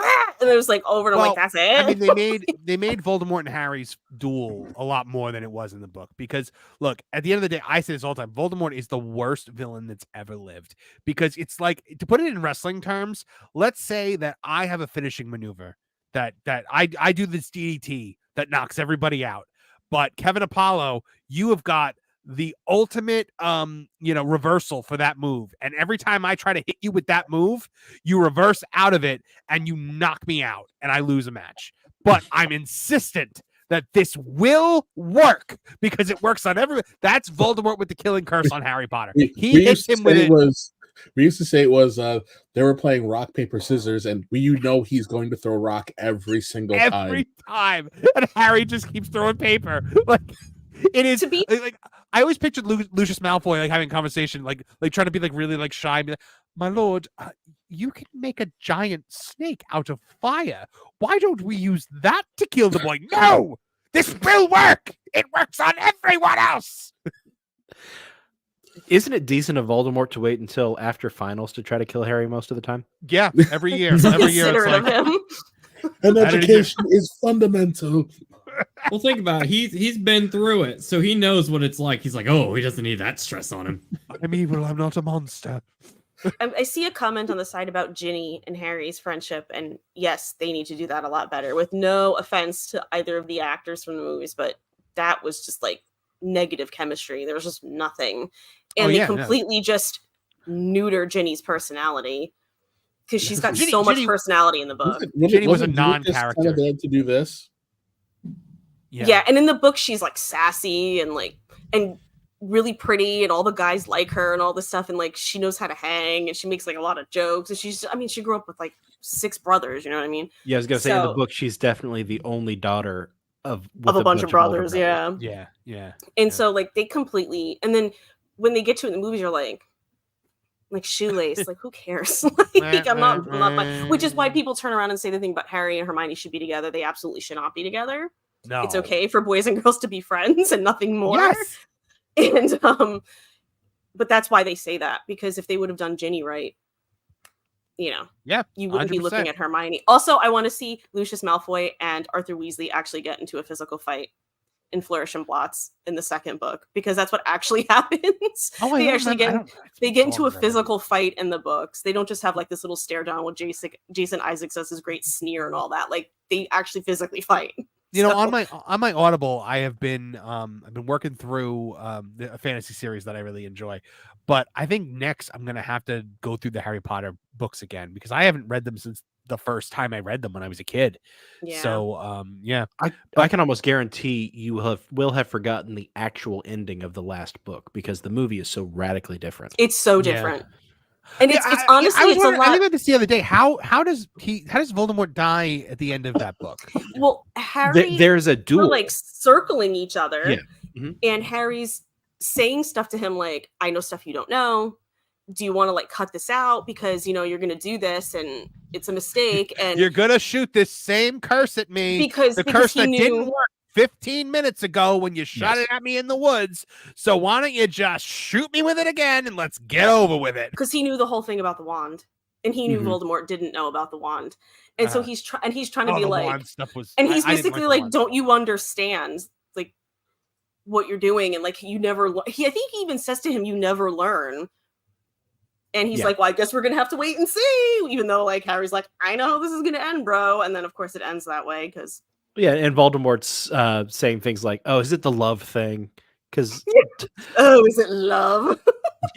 Yeah, and it all takes place in the Great Hall instead of flying around outside of Hogwarts.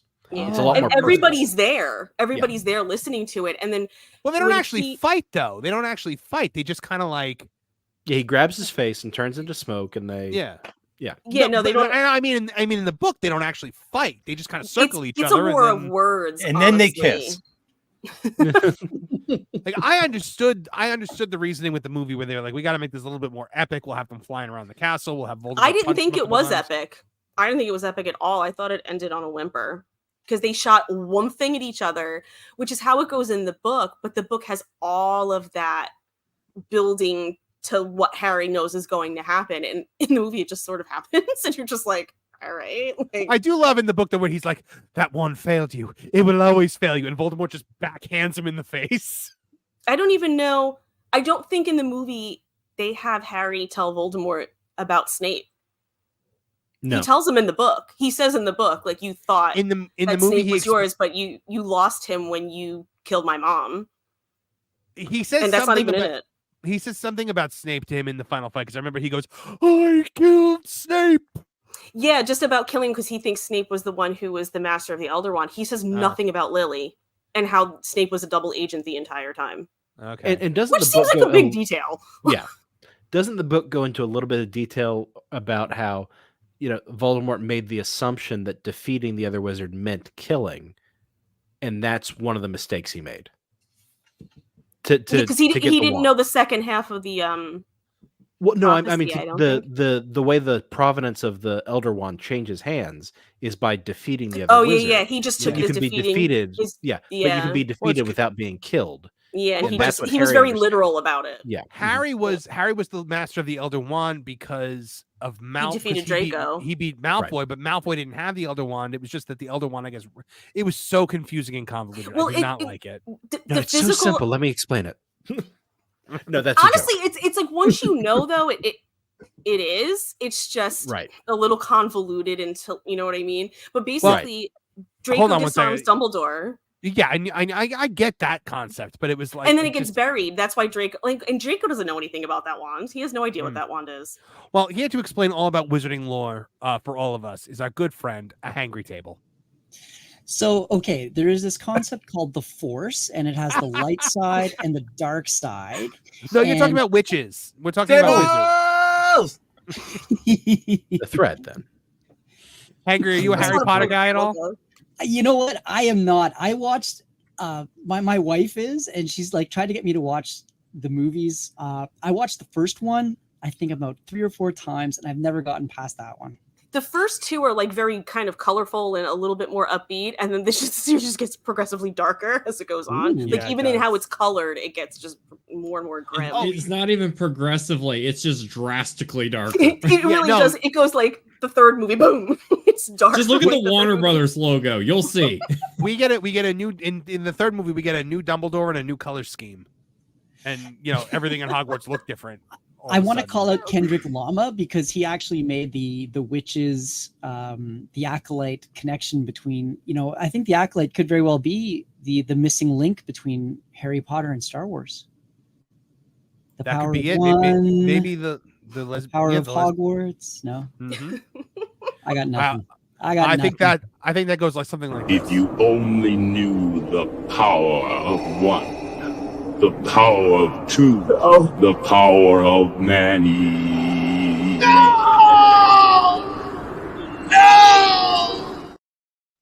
I'm sorry, James. I had to do it. Yeah, I get that that's like a meme and everything, but 5 gives you 10 that within the next, I don't know, before 2030, that is going to be the Empire re-edit done officially by Disney Lucasfilm. I know. It's 100%. All right, so speaking of Harry Potter, there is another Harry Potter story that we had to get to this week.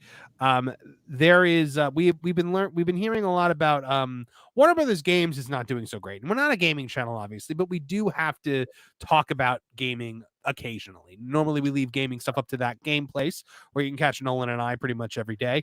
But well, screw you too. And Spencer. Sorry, Spencer. You can catch Nolan and Spencer and I. Sorry. Spencer's an invaluable part. It was like, yeah. I quit. I was like, where did that come from? Everything. Top liver. It's all right, Spencer. We have a bounding. I'm gonna leak the DMs. Oh, boy. It's just me and Marvin hating on Zack Snyder for like 400 threads. Pretty much, yeah. And it's something I haven't said to all of you. And Jonas telling people to watch their language. I'm looking for the article here. Why is it not?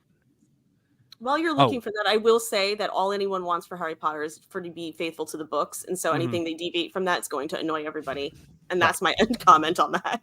So we have learned that Warner Brothers Games pretty much is broke because of the Squad killed the Justice League, which was a major bath. I think they lost something like $200 million on it. I mean, just crazy numbers of lost revenue there. So now one of the Warner Brothers Discovery CFO says one of the company's biggest priorities is the successor to Hogwarts Legacy. If they weren't already working on this, my goodness. Well, they left so much money on the table with that first game.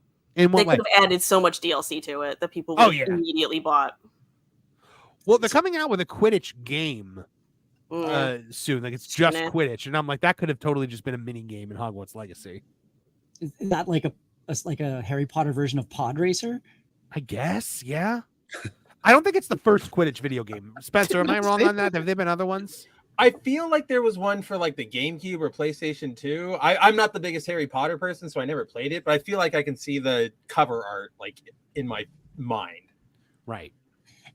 Can I just say really quickly too, on a positive note, Warner Brothers deserves everything coming to them for that Suicide Squad Kills the Justice League game. I mean, that they need to, like, they deserve to go bankrupt because of that. I'm sorry, that was just beyond pale.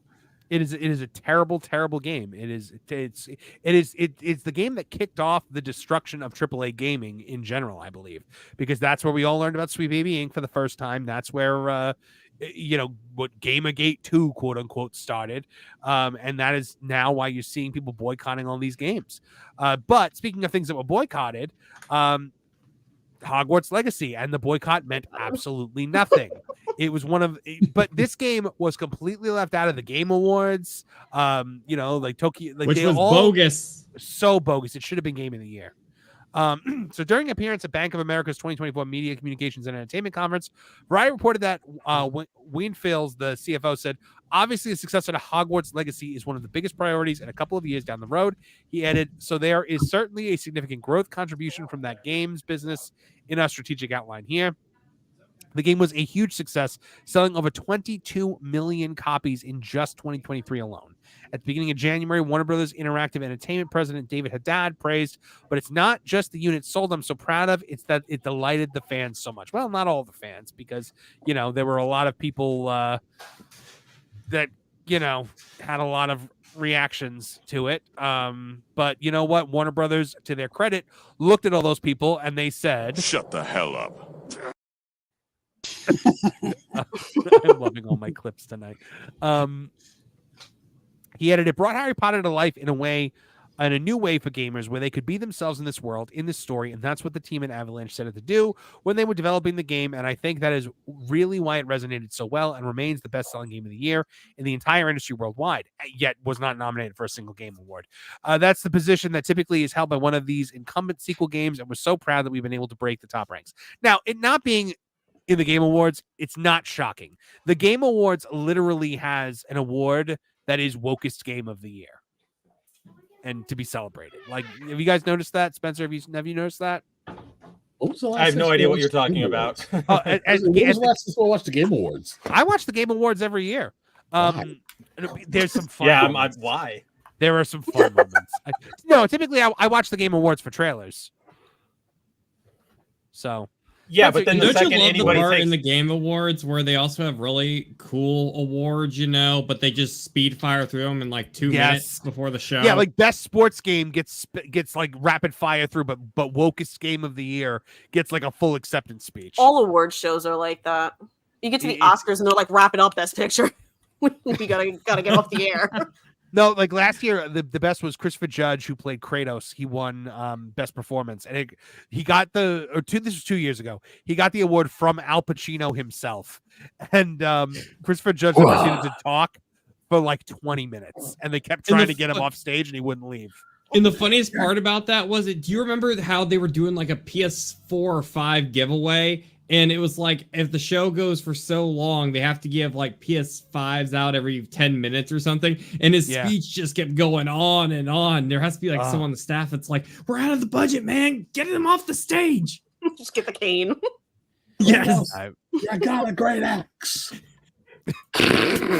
But now, if you guys were designing Hogwarts Legacy 2, what would you put into the game that wasn't in it the first time? Companions. Anime girls. Ooh. There were plenty of those. Forced witches and random twins. I'd put Quidditch in. I would put some kind of dragon riding ability. I agree with Trish. Companions is a thing that should be there. Because that's the one thing I have is like it's kind of lonely after a while because you run around by yourself and there comes a certain point in the game where you're attached to at least one of those other people, and everyone is mostly attached to Sebastian, but you're attached to somebody and you want somebody with you fighting them. And there's remnants of it in the game. Like if you use certain mods on PC version, there are lines in there that if you use a companion mod, it's voiced where they say things like, oh, they had companions in there. And I guess time, maybe they cut it out, or maybe it was just putting it on console, like a Switch can't carry the same type of magnitude of a game. I thought the battle mechanics in the game were fantastic. Like just juggling. I like that you were able to use the unforgivable curses. I would like there to be more consequences if you use them in front of like teachers. You could literally kill people in front of other people in Hogwarts and like nothing happened. Nobody cares. It's a much looser Hogwarts that would come later on. I would like more of the castle in the game, like to actually be in the castle, not just run around the grounds. Yeah. I mean, you're in the castle. I loved running around it. I really enjoyed running around in the castle. You're in the castle for a lot of it. They should keep their attention to detail and like little things. Like my big thing, like I loved the door that you have to wait to get to that's outside of the headmaster's office. You kind of go outside and go up like a little turret, and the book of admittance is in there and all that stuff. And I think that's its name. And it's just like little details like that you only really know if you read the books and stuff like that. But it's like it's little, but it means a lot when you're a big fan of something. So I hope they keep that kind of mindset about it. Like they even put a future minister of magic as a student in there. Did they really? Yeah, just like I forget the name, but just like randomly, one of the students, he's like whatever year, I think he's like a 7th year, and it's a character name that you really, when you hear it and you find out, you realize, oh, he was a minister of magic. Oh, that's interesting. Yeah, they do stuff like that, or like like Molly's family, like Leander Pruitt. Pruitt was Molly's family's last name. So okay, because there's a Professor Weasley. Yeah, and Gareth, and those are clearly obviously. Yeah. But like little things like that, I'm like, keep doing that. That stuff makes it really cool. A few super chats, and then we're gonna move on. John JD999 put $9.99 says, I hope they give the fans the show they always wanted. Just stick to the books. Don't try and change stuff. Make everyone happy, and money will roll in. The Percy Jackson show failed because it does not follow the books. Now, I don't know enough about Percy Jackson to be able to comment on that. I watched the first episode of it. I thought it was fine. But yeah, the whole series was fine. Yeah, I mean, I didn't watch the whole thing. I know Edge was in it, and I won't watch AEW for Edge, so I won't watch that either. But yeah, and Going Shogi for 199 says Nicholas Hoult for Voldemort would be perfect. Man, thank you guys so much. I believe he is, isn't he? Yeah, I think he is. I genuinely do not know. I think he's too young. Voldemort actually should be. Nicholas Holt's like the age that like I feel like is probably the age that like Snape and them should be. Whereas Voldemort, I think, has got to be. Or like James should be. Yeah. Voldemort's got to be older. He is English. Okay, cool. Yeah, I had no idea. And he's 34. He'll be 35. He hasn't had his birthday yet, but he'll be 35 this year. So. Guys, I just want to say thank you to all the generous super chats tonight. Keep them rolling in. We love hearing from you guys. We love sharing your thoughts on the show. You guys are the greatest audience on the planet. In fact, I gauged how powerful as an audience you are, and well, here are the results.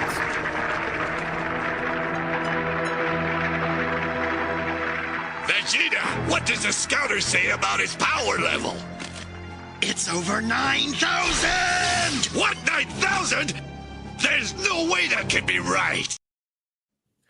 We are now going to be dubbing. Why are we even streaming? Why don't it's clear you just want to go watch DBZ. Let's hop on Discord. I'm really in the mood to go watch DBZ. No, I am dubbing our fan base the over 9,000 because they are over 9,000 in power level.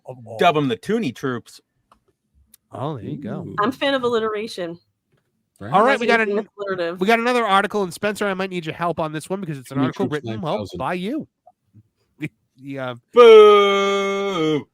Spencer bringing us this one. It's another video game thing, but I think it's something we have to talk about. Indiana Jones and the Great Circle creative director says the game makes sure not to encourage gunplay because it wouldn't be true to the character. This is written by some guy named Spencer Bakuli. The guy sucks. Where's the revolver in his belt? So according to the game's creative director, Alex Tolvenius, while Indiana Jones and the Great Circle will allow players to pick up and pick off enemies with a variety of guns, the team at Machine Games took special care to not encourage this method of play because, in their opinion, such a depiction would not be true to the eponymous hero's character. Spencer, correct me if I'm... famous scenes is him shooting somebody and walking away. Yes, one of the most iconic scenes in cinema history. Is a gunshot to the face. Yes, it is a guy swinging a sword around, and Indiana Jones just pulls out his gun and shoots him. That's it. Love that part. He also threatens a person with a bazooka. Yeah, aimed at the Ark of the Covenant. Yes. He interrupts an argument with his father to gun down Nazis, and then resumes the argument. He shot 3 Nazis with 1 bullet. It's like, all right. By the way, we're gonna call them German soldiers, guys, because YouTube doesn't like I'm that going word. to. And don't forget, he also goes back in time and has to get rescued by. Oh wait, sorry. Oh no, we don't talk about that. Angry. All right, Spencer, go ahead. This is your story. So, what I'm going to say here at the top is actually, unfortunately, anybody who sort of is reacting the way you guys kind of are right now, you're unfortunately kind of showing that you didn't read what he actually said, because I actually agree with what he's saying. So we can get into the full-on article if you want to read all of it. But essentially, what he's saying is that I have read all of it. I'm just playing into the okay. Yes. But yeah, essentially what he's saying is that yes, there are guns in the game. Yes, Indiana Jones can use them, but they don't to them, he's not BJ Blazkowicz. He's not Doom Guy. He's not Master Chief. He's not going to grab a gun and run into a room full of people and just start, gunning them, taking cover, all that sort of stuff. And I actually agree with that, because that is not what the sort of character of Indiana Jones is, right? He is the old, what do you call it? Pulp adventurer. So he should be fisticuffing and whipping and flying around. He's not a super soldier who can take a bunch of bullets all the time and then just, duck behind a wall, recover, and go, let's ride. Are people expecting that from an Indiana Jones game? I wouldn't think that's what an Indiana Jones game would be like. I wouldn't even want it. Some people are assuming that, because this developer is the developer who was responsible for the most recent Wolfenstein games. So Wolfenstein, Wolfenstein 2, Youngblood, all of that stuff. Them, I get it. Right. And by the way, and this game is in first person. I don't like that, but it is in first person. Weird choice. Idea. This should be. It should just be Uncharted. Exactly. This should just be Uncharted. Uncharted with Indiana Jones. Uncharted, but fun. Yeah. But like, I thought it would be like Uncharted, where it's like, occasionally, you are exploring around, you're solving puzzles, and then occasionally you have to get into a fight. You might have to shoot some people, yada yada yada. But the way, I don't know, the way it's being said, it's throw a flaming shish kebab in some guy's chest. Yeah. I mean, there's epic fights in Indiana Jones. When in Muppets Go to Walt Disney World, there are epic fights, but he's not. Again, he's not running down and blasting away entire units of enemies, and he's not a member of the Expendables, essentially. Yeah, that's only because he doesn't have enough ammo. That's what I meant though about what you expect of it, because like my brain doesn't go there when you say an Indiana Jones game. Like I expect what they say they're gonna give. You know what I mean? So yep, I'm right there with you. I don't know. That feels a little odd, because I'm like, who's thinking of that?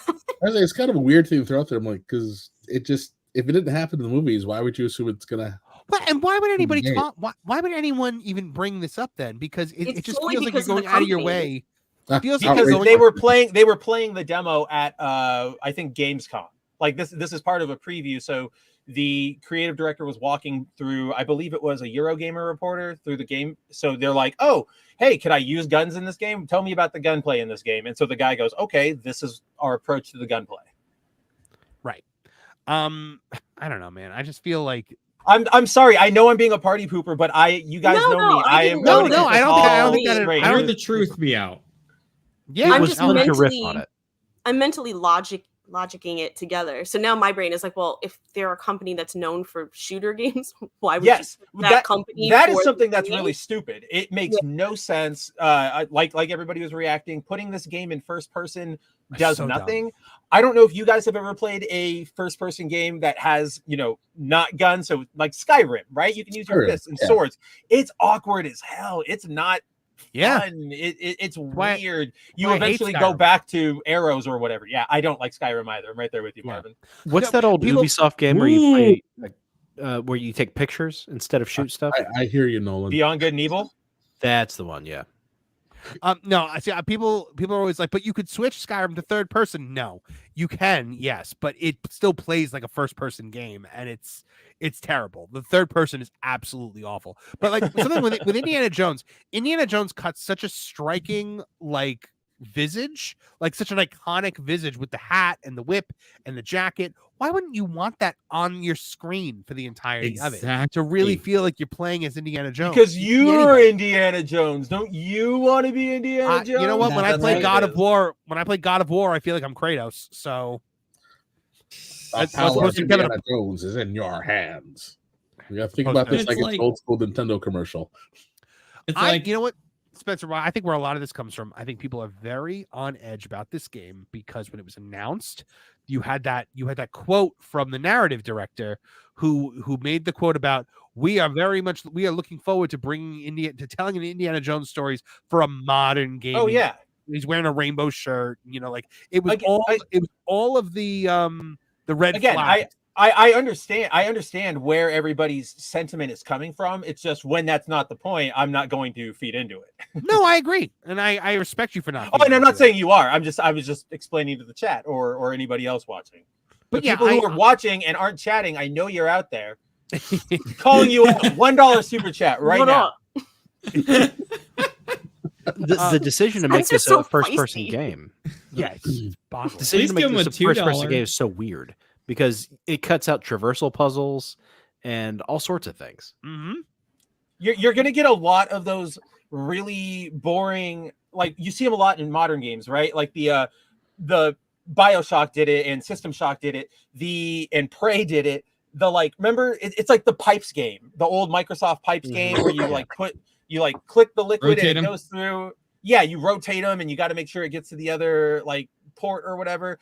That is a lot of the stuff you're going to see in this game because they're going to put it in first person. That means a lot of, puzzles where Indy picks up something and your hands click, click, click, click. And then you're going to line up things. You're going to, there's an infamous meme for all my gamers out there. All right. So the game BioShock, it's always heralded as this is art. This is the peak of writing. Look at how smart the games can be. Don't spoil it. It's not. This is not a spoiler. Thank you. Yes. So this is a smart game for intellectual gamers. And there's a point near the end of or not near the end of the game, but at the in the game where you have to solve a puzzle and you get to a bell and your character is what am I doing? And then he goes, wait a minute, that card. And he pulls out a card that just has bell times 3. That, it just has that print on it. And he goes, okay, ding, ding, ding, ding, puzzle solved. And everybody goes oh, you raise that as mockery of oh yeah, that's your intellectual game. That's what I think you're going to get a lot of is, oh, remember that piece of paper you picked up earlier? Read it. There's your code. All right, great. Yeah, there's no traversal puzzles. There's no pulling things down and pushing things in. It just seems so bad. We already, for all my old heads out there, do you guys remember the Lucasfilm or the LucasArts Indiana Jones games? Yeah. Those games are amazing. They're third person, the technically. Point and click ones? The point and click ones. And that's how indie should be. You're investigating things. You're looking around. You can see all of your environment around you. That's not what you're going to get here. You're going to get what you're going to get for, we're here on Tooney Town TV. It's only right. You're going to get a theme park ride. You're going to get handheld to, oh, here, walk into this next room. Oh, here's your set piece where you have to whip 3 people. Now walk into the other room. It's first person, but it's going to be all on rails. Now, Eric in here is saying traversal switches to third person. I had not heard that. I don't know if he's saying I didn't hear that for either. it. That's weird. Have he saying he hopes for it or if that's a thing? I have not seen that though.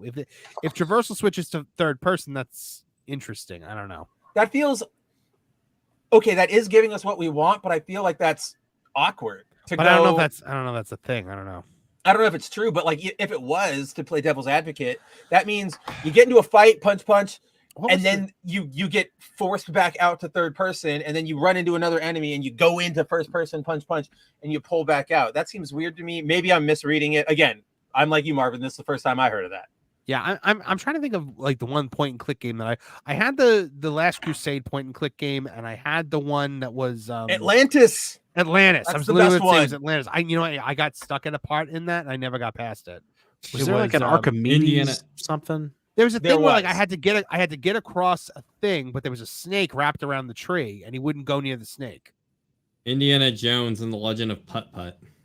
Why'd it have to be snakes? Please. And what's the fox? You cross him over with the fox. That's what you got to do. Oh, the Detective Spy Fox. I was thinking Freddy or, Fish or whatever it is. Sly Fox? Freddy Fish, Sly Fox. guys- Is it Sly Fox? I think it's Sly Fox. So I think he's right.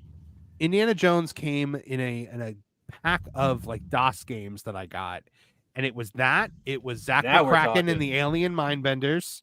It was The Secret of Monkey Island, and it was Maniac Oh. Mansion. Maniac Mansion. There you go. That is you want a good Maniac Mansion adventure was- game? Go for that one. Maniac Mansion was crazy because there were so many different characters you could pick and so many different ways to beat the game. Was Maniac Mansion like 13th Guest? Or am I never played misremembering Maniac Mansion? If you ever played Night of the Tentacle, it was the one that came before that. Night of the Tentacle was a sequel to Maniac Mansion. Okay, so but- these were like horror games? No, they were like this. They were like They're silly like games. comedy adventure games. Or They were like late Secret of night Monkey anime- Island. Or they were like late night anime games. Yeah. Especially that Night of the Tentacle one. Yeah. Angry. Oh, Does angry. anyone sorry. remember the Maniac Mansion TV show on the Family Channel? I didn't know that was a thing. What? Yeah, there was a Maniac Mansion TV show on the Family Channel. I No don't way. think it had anything to do with the game. I don't really remember. I was gonna say there's no way it had anything to do with the game. You bastard. This is an unrelated like telenovela. Get out of here. Next, you're gonna tell me there was a Secret of Monkey Island movie with Guybrush Threepwood in it, and I didn't get to see it. I love. I'd watch the that. Monkey Island games. The Monkey Island. Surprised games were that so hasn't good. been done yet. They were so funny and just so good. Like, oh, it's a Lucasfilm property, so let's hope they don't touch it. Yeah, no. Oh, I just found it. Maniac Mansion, Canadian show from YTV, aired on the Family Channel in the U.S. Wow, but it was not anything to do with the game. All right, you Doesn't guys ready look to? like it. You guys ready to take a trip over to Marvel? Let's got some do it. news. If We we got some- have to. We got some news about Spider-Man 4. Now, recently we reported on the show that Spider-Man 4 was going to be a multiverse story. However, now it is rumored to ditch the multiverse and will be an Avengers level event. This is from That Park Place, written by John Trent. New rumors have That's surfaced. like the exact same thing. Okay. I was just gonna say it's a lateral move. Yeah, but not. I think they're saying it's not going to involve the multiverse at all. These rumors come from Scoopers. Doubt. Can we get some toast and My Time to Shine? Hello, and come in the wake of a report by Boris Kitt in the Hollywood Reporter revealing that Shang-Chi and the Legend of the Ten Rings director Destin Daniel Cretton is in talks to direct Spider-Man 4 with Tom Holland returning to play Peter Parker. Now that's interesting because he was supposed to be the guy that did direct the Kang movie, right? The Kang Dynasty, I believe. Yeah, at one point he was one of them. There's been like Yeah. 7 of them. Along with revealing Cretton is in talks. He's doing Naruto. To be the director of the reporter. The report also shared that Chris McKenna and Eric Summers are returning to pen the script. McKenna and Summers both wrote the previous 3 Spider-Man films that included Homecoming, Far From Home, and Spider-Man No Way Home. As far as the story, Kit shared that it is currently unclear, but he speculated it would pick up following the events of Spider-Man No Way Home. Oh, really? Really? Thanks. I thought it was going to be a prequel. I was wondering when it would happen. Huge insight there that we're going to pick up where we left off. Furthermore, he shared the production is running, not crawling, full steam ahead, and will shoot early next year. Following this report, Can We Get Some Toast revealed the film is not a multiverse movie. He indicated it would likely see Peter entering college for the first time. Again, that's Dave Meltzer reporting because we're just making guesses based on things that we could ascertain that he's going to be in college. We know he's going to be in college. That was a whole thing that was going on in the first one. Don't worry, it's not a multiverse movie. At this point, Peach should be around 1920. He was also originally supposed to direct Avengers the Kang Dynasty, but that film was scrapped and replaced with Avengers Doomsday. So, if we're doing an Avengers level event, guys, what do we think that's going to be? I have my thoughts, but I want to hear Hangry Table. What do you think? What would you do for the next Spider-Man movie? The one thing that I wouldn't do is bring back the actors for I don't even know what their characters' names were. Zendaya and Ned Leeds. I know that there have been rumors that they're coming back, especially Zendaya, and I just feel that is a mistake. Like they capped off that chapter of Peter's life so well in the last film that to bring them back, it would basically be like bringing Tony Stark back as Iron Man instead of Dr. Doom. Although I know we have our theories on that. All that to be said, move ahead, have him make new friends, let him actually meet like the real Mary Jane, perhaps, or what have you. I was going to say that. But more than that, in terms of an Avengers level event, we've never properly gotten the what about something like Maximum Carnage? What about something like the Clone Saga? I know those aren't popular, the Clone Saga especially gets kind of sneered at a lot, but it would be a way to have a number of Spider-Man running around which means like additional action figures and merchandising. You never know. But an Avengers level event, that's so here's my take on that. My take on that is it's going to be you have your street level heroes. So we're talking Spider-Man with Daredevil, with Luke Cage, with Iron Fist, with Punisher, with with those guys, and it's Kingpin story. I would do Shadowland. Yeah, I would do something like Shadowland. That's 100% what they're going to do. Shadowland's a Daredevil story. Yeah, but you could make it a Spider-Man story very easily, I think. Not really. You really can't. The entire thing with Shadowland is the Hand and him becoming the leader of the Hand. You can't do that with Spider-Man. I'm thinking of a Kingpin story. Sorry, you're right. Shadowland is the one where he eventually takes over the Hand, right? Yeah, it's where Daredevil takes over the Hand and then establishes them as a a base in the middle of Hell's Kitchen. Like that becomes where they run, and then everybody has to take them down. Yeah. I think you are going to get a street level event, though. I think you could do a street level Avengers, kind of like what the Defenders was supposed to be. You have Wilson Fisk as the villain. At some point, Peter's going to find the symbiote, and you're not going to get Venom, because what they've always should have done is Peter gets the symbiote, and we have an entire movie before we get Venom. And he dances. I would adapt a version of the Sin Eater saga. And introduce, give Peter a bunch of female characters, like introduce Jean DeWolf, jam Gwen in there. Well, they've been talking about Felicia. They've been talking about Sydney Sweeney playing Black Cat. I was saying, get Felicia in there. You could do it. So you could introduce Kingpin's Kid the Rose, have it be a giant gang war. You don't have to necessarily do the serial killer aspect of it. Just borrow what you need to get from it, and then jam in a bunch of street level heroes and reintroduce the Netflix guys and call it a day, make $1 billion and go home. Real quick before we continue on with this, I'm glad we got Hangry's take on this, because Hangry, you have to run. I do. Well, what the heck? You just got here. I don't see you anymore, and you just come in and leave, and you break my heart. Well, at least I acknowledged you, Spencer.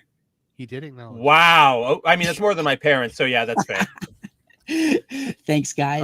Thank you, Hangry. What do you got coming up on the genre, guys? Oh, well, it's we've just sort of established our new schedule, and in fact, Marvin, I'm going to be needing to ask you to pinch hit again for us. Thank you so much for doing that last Superman review. That was fantastic. Oh, anytime, man. That was a blast. I had such a good time with Lauren and Lou. We had such a great conversation on Superman the movie.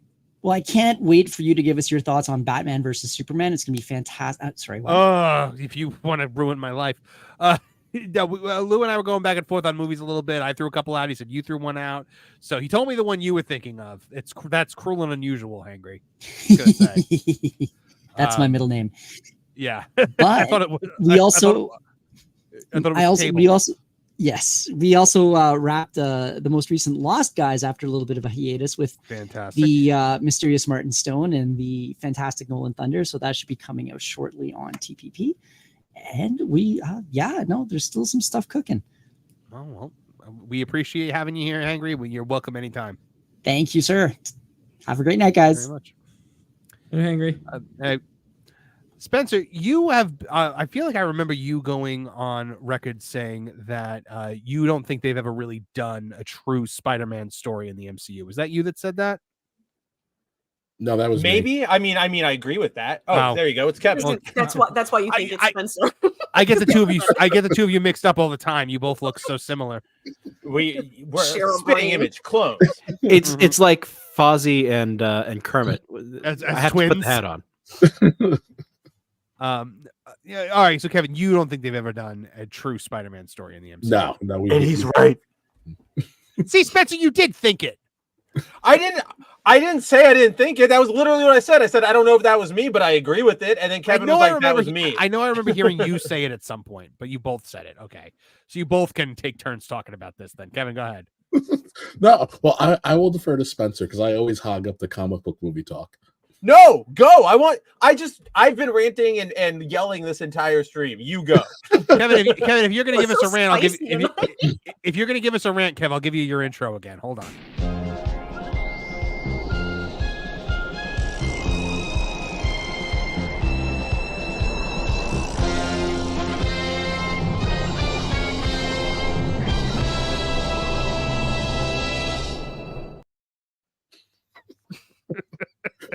I think you just wanted to play the music. I really did.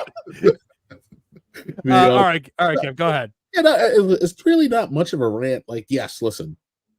Have we had a lot of fun with this? I'm kind of happy to be here. Quippy, younger Peter Parker. But like we haven't gotten a proper Spider-Man movie.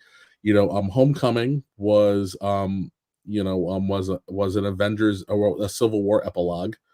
No Way Home was an Endgame epilogue, and what was the last one? Far From Home. Far From Home, yeah, Far From Home was Doctor Strange Mom prologue. So we haven't allowed Spider-Man to actually stand on his own. You got the order mixed up. Oh yeah, Far From Home was the second one. No Way Home was the last one. I was just gonna say I can't keep track since they all have home in the title, so I never hopefully, know. Hopefully, we are homeless when this next movie comes out. I saw someone say Old Spider-Man Homo. Poor Tom Holland. Leave him alone. He did a fairly decent job in Uncharted. Said nobody ever. What is happening on this stream? You're the guy that saw that movie? I am the guy who went to the movies and saw it and waited for the post-credit bumper. What is happening? Which actually tied directly into the first game. Spencer's like, everything I knew is a lie. Yeah, Spencer no longer wants to be your friend. Trish is the only one I can trust nowadays. I didn't say it was a great movie. I just what I do? It was okay. I enjoyed it. You know what you did, Nolan. No, Nolan and Trish. Let's get out of here. Hey, Nolan, write it down. A Lost Guys episode. Great performances in bad movies. Ooh. The Adventures of Pluto Nash. Who had a great performance in that? That's a good question. I was gonna make a joke that it was the investors who did really well. At least they got money, but they did not. That would be like the producers. Oh boy! All right, so Kevin, go ahead. Continue with Spider-Man. I digress. Listen, the strength of Spider-Man is that one, he is essentially the little kid imagination everyman. Like every little kid can be Spider-Man, wants to be Spider-Man, has fun as Spider-Man. He is a fan. When you read a Spider-Man book, it's always fun to have a guest star in it.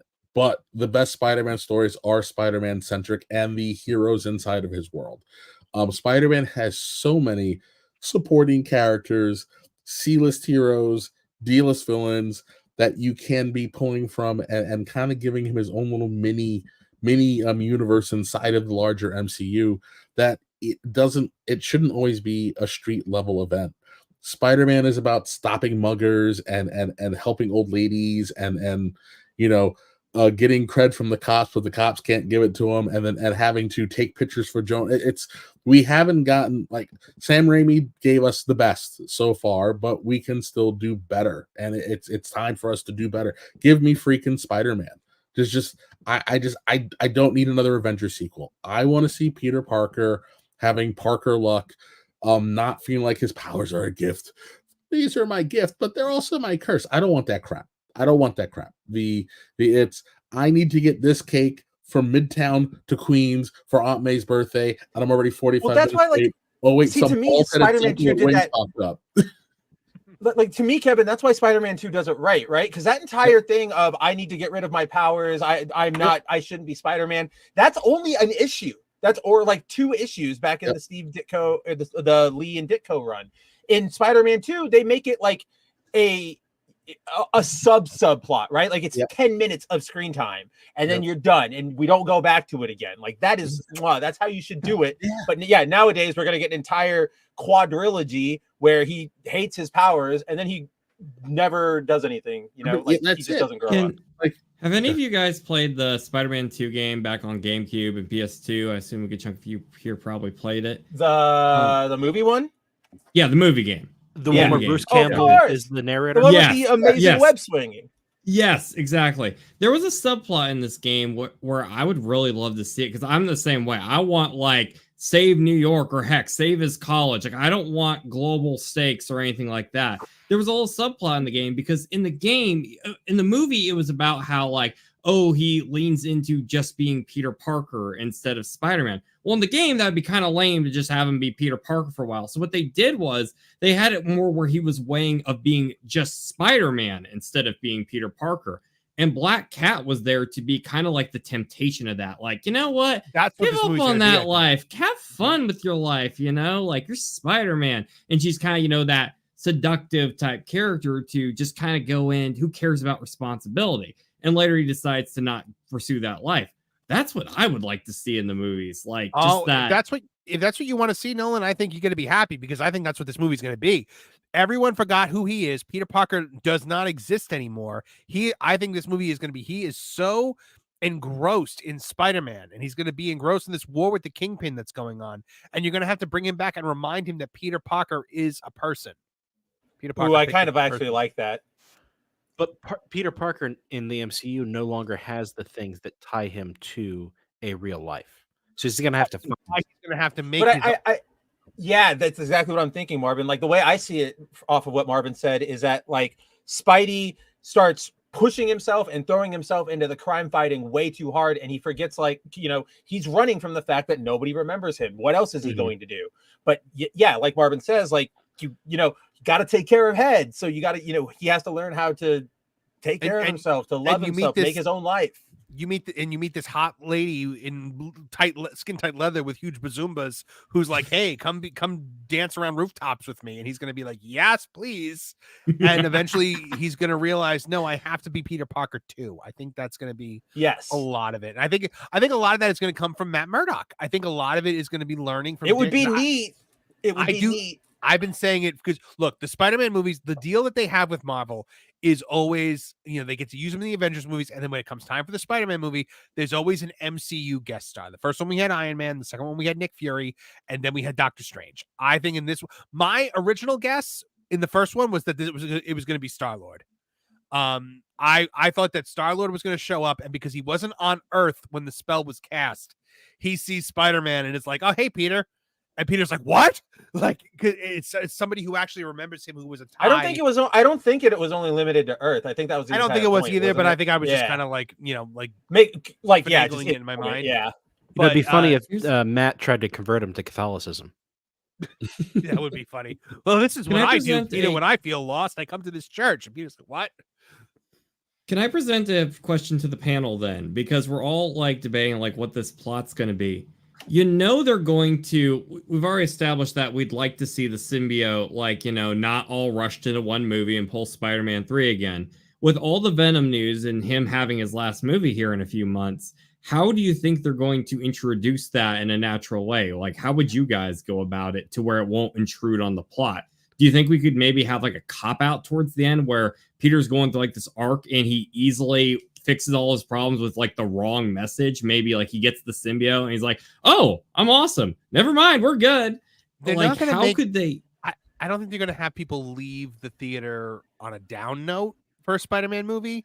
I do think he'll get the symbiote. We would have said that about an Avengers movie. Let's be fair. Yeah. Well, and then we got Infinity War. Because I think he's going to have the symbiote in the Avengers movies. I think. See, that's what I'm thinking, Marvin. I'm thinking he gets the suit either in whatever his next movie is, or I mean, yeah, I guess it has to be, right? Like he gets it at the end. Maybe that's the third act power up that he gets that lets him defeat the enemy. Then he wears that into whatever Avengers, Secret Wars, Kang, not Kang Dynasty. We was Kang Dynasty. Like he wears it into that. And near the end of that movie, you know, when the fighting is really roaring up and going crazy, he starts letting loose too much. Yeah, exactly. So he's, everybody notices like, yeah, we're fighting, but Peter, why are you brutalized? Like, what is wrong with this kid? And then everything sort of resolves the Avengers story, but that's the line. That's the line we take into the Spider-Man like movies after that. Is he's calling it right now? What they're going to end up doing, I'm calling it now. When they bring in the black suit, that's probably when you're going to probably see a big plot point renaissance of Zendaya as MJ. They'll probably put her with another boy or something like that.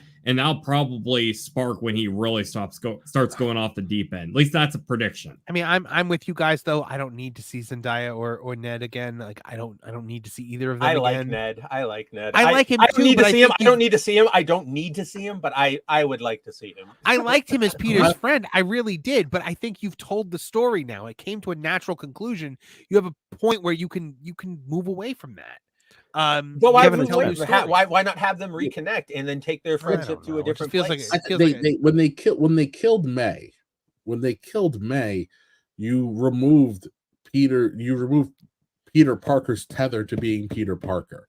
And if you're not going to introduce the other members of his supporting cast, there's no way to really do because fine, Felicia is the fun temptress, but Peter is the one who humanizes Felicia. So what's the impetus for going back? You're gonna follow the hot chick with the giant jujumbas in the black leather suit. But if she's into living a life a certain way, well, he's a lonely 20-something. A lonely 20-something male will do dumb things because a hot girl told him to, and then he wakes up and he's 45. He's like, "Oh my god, what did I do with my life?" You mean like go into a basement with a girl who dressed like Sailor Moon to reenact scenes from Sailor Moon? 100%. She was a hot Asian with a blue streak in her hair before I knew that was bad. I'd do it again. I'm having trauma. I am having trauma over this. I forgot about that. I guarantee you, Spencer has been in the same exact situation as you. Do not put me on the spot because you are correct, and this is not the time for that. Imagine if it's the same girl. Like if it's the same girl, she relocated to where Spencer is, and like the same thing happened. It's like Kevin. We got to exchange notes. I know the story wouldn't work because of how you've described those people in the past, but I just love it. There was just like an epic plot twist where you guys were both there at the same time. You didn't know it, and you're like, "Oh God!" Spencer was the big fat friend, but he thinned out over the years. Yeah, exactly. Yes, that's exactly it. I found you, Kevin. Long game. On Spider-Man plot stuff, I've got a deep cut that I think might work for the MCU. Because you got J. Jonah Jameson in it. Anybody remember that Scorpion? Yes. Jameson was responsible. The guy who they completely forgot about. Right. And he spends like the equivalent of $120,000 to make a superhero. To make him. So, MCU J. Jonah Jameson makes Scorpion. He's actually hard for Peter to beat. Peter gets the symbiote, goes a little overboard on Scorpion. I love that. I actually do kind of love that. Yeah, I mean, I would love J. Jonah Jameson to be the one to do it, but I think it would end up being the Kingpin because I really think the Kingpin is the villain of this movie. I know it'd be super. You can do both. Quirky. Yeah, you can do both. How you do both is you have Jonah wanting to do this, right? He's got his show. He's ranting about it.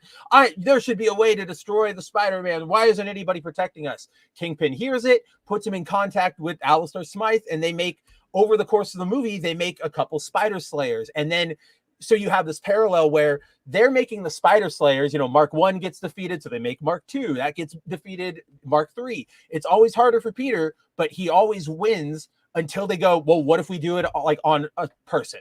Like, let's give it to Scorpion, right? It is kind of the Incredible. I mean, it basically is the Incredibles, but it's not a bad plot. No, it's a fine plot. It works. Spencer, you talked about the symbiote, and it parallels to the buildup of the Spider Slayers. Yeah, Spencer, you talked about combining the symbiote with the Scorpion plot. Could we actually get to see like Matt Gardner pull out of left field and see him with the symbiote like they did at one point?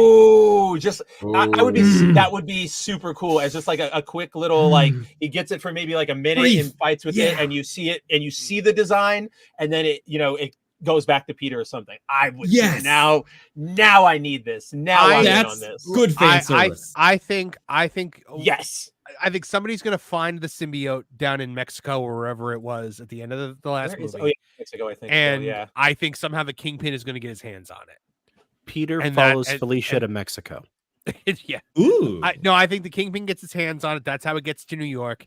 And then while they're fighting the Kingpin, something happens and he ends up getting See, it. I know you're so married to the Kingpin. I don't see them using him there and in all of their Daredevil Born Again. The reports that I've heard about the Kingpin is that they want him to be the overarching big bad of the street level Marvel heroes. Okay, are those reports or are those rumors? Because those are two very different things. Well, yeah, they're mostly rumors. Other than Vincent D'Onofrio politicking for the last 5 years. Yes, he's been very vocal about it. But listen, getting Peter to the symbiote isn't that difficult. He's in college. It's Empire, ESU. Yeah, exactly. At an Science extensive lab. Science division. It can be sitting in a Doc little lab. retro mutagen container, and instead of it being green, it's black. But then when it bonds to him, he hears it whispering in his mind, and it goes, "We're going to heal the world." Turtle power. I just wanted to make a Spider-Man 2 video game reference so Spencer would lose his mind. Nope, I had it in heal the world, Pete. I'm gonna keep calling you lie. Pete. Pete. That game. The good old days before there was like voice acting standards when you kind of just threw anybody who was around into the booth. I'm talking about Spider-Man 2, like the game that just happened. Oh, that one. Oh, that's yeah, why I said we're gonna heal the world. Oh, Wait. no. Okay, I was thinking. You were thinking the PlayStation game. I was. Which is still the best Venom ever. I'm gonna say that. That one was great. That one was great. I loved that one actually. I remember when I was like 10. Parker, our bad. Our bad.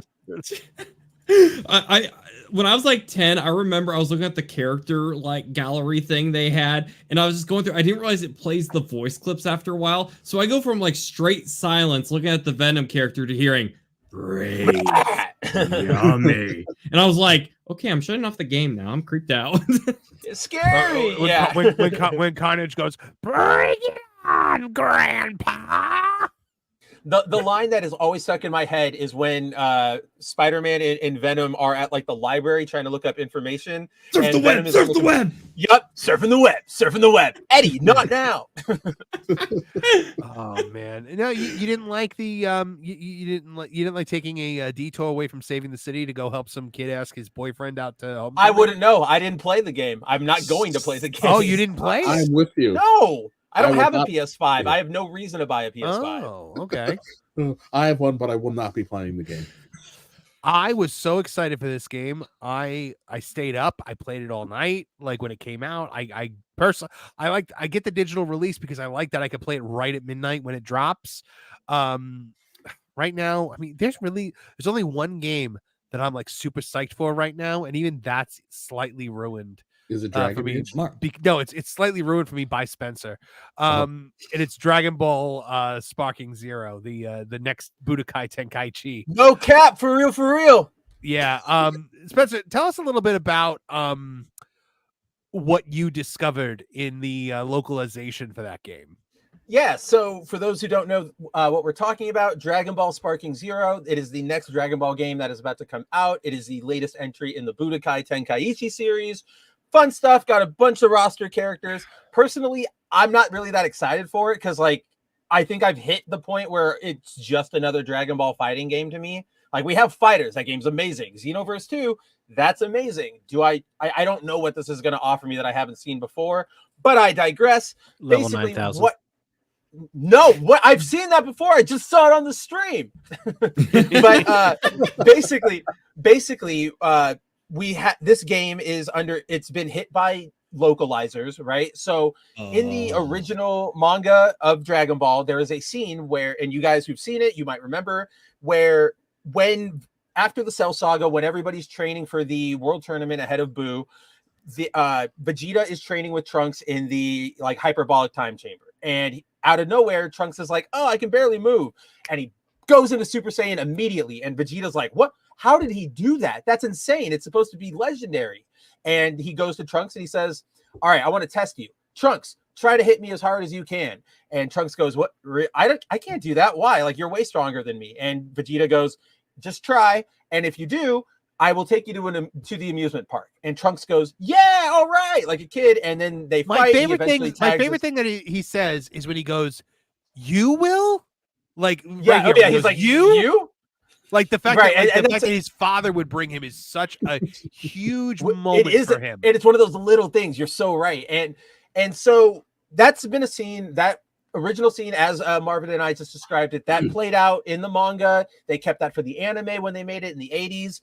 Now, however, if you play Sparking Zero, and it doesn't matter if you're listening to the English audio track or the Japanese subtitles or the Japanese audio track, because the English subtitles, they changed that interaction. So now it all basically starts the same. But when Vegeta says, try to tag me, if you hit me, I'll take you to an amusement park. Trunks goes, you'll take me? And he goes, yes. And Trunks replies, instead of going like, oh, yeah, he goes, no cap, let's go. And it's just like, it's just embarrassing. There's no reason to do this. There's no reason to try and insert lingo into something so well established, something from 40 years ago that everybody already knows and loves, that didn't need this recontextualization.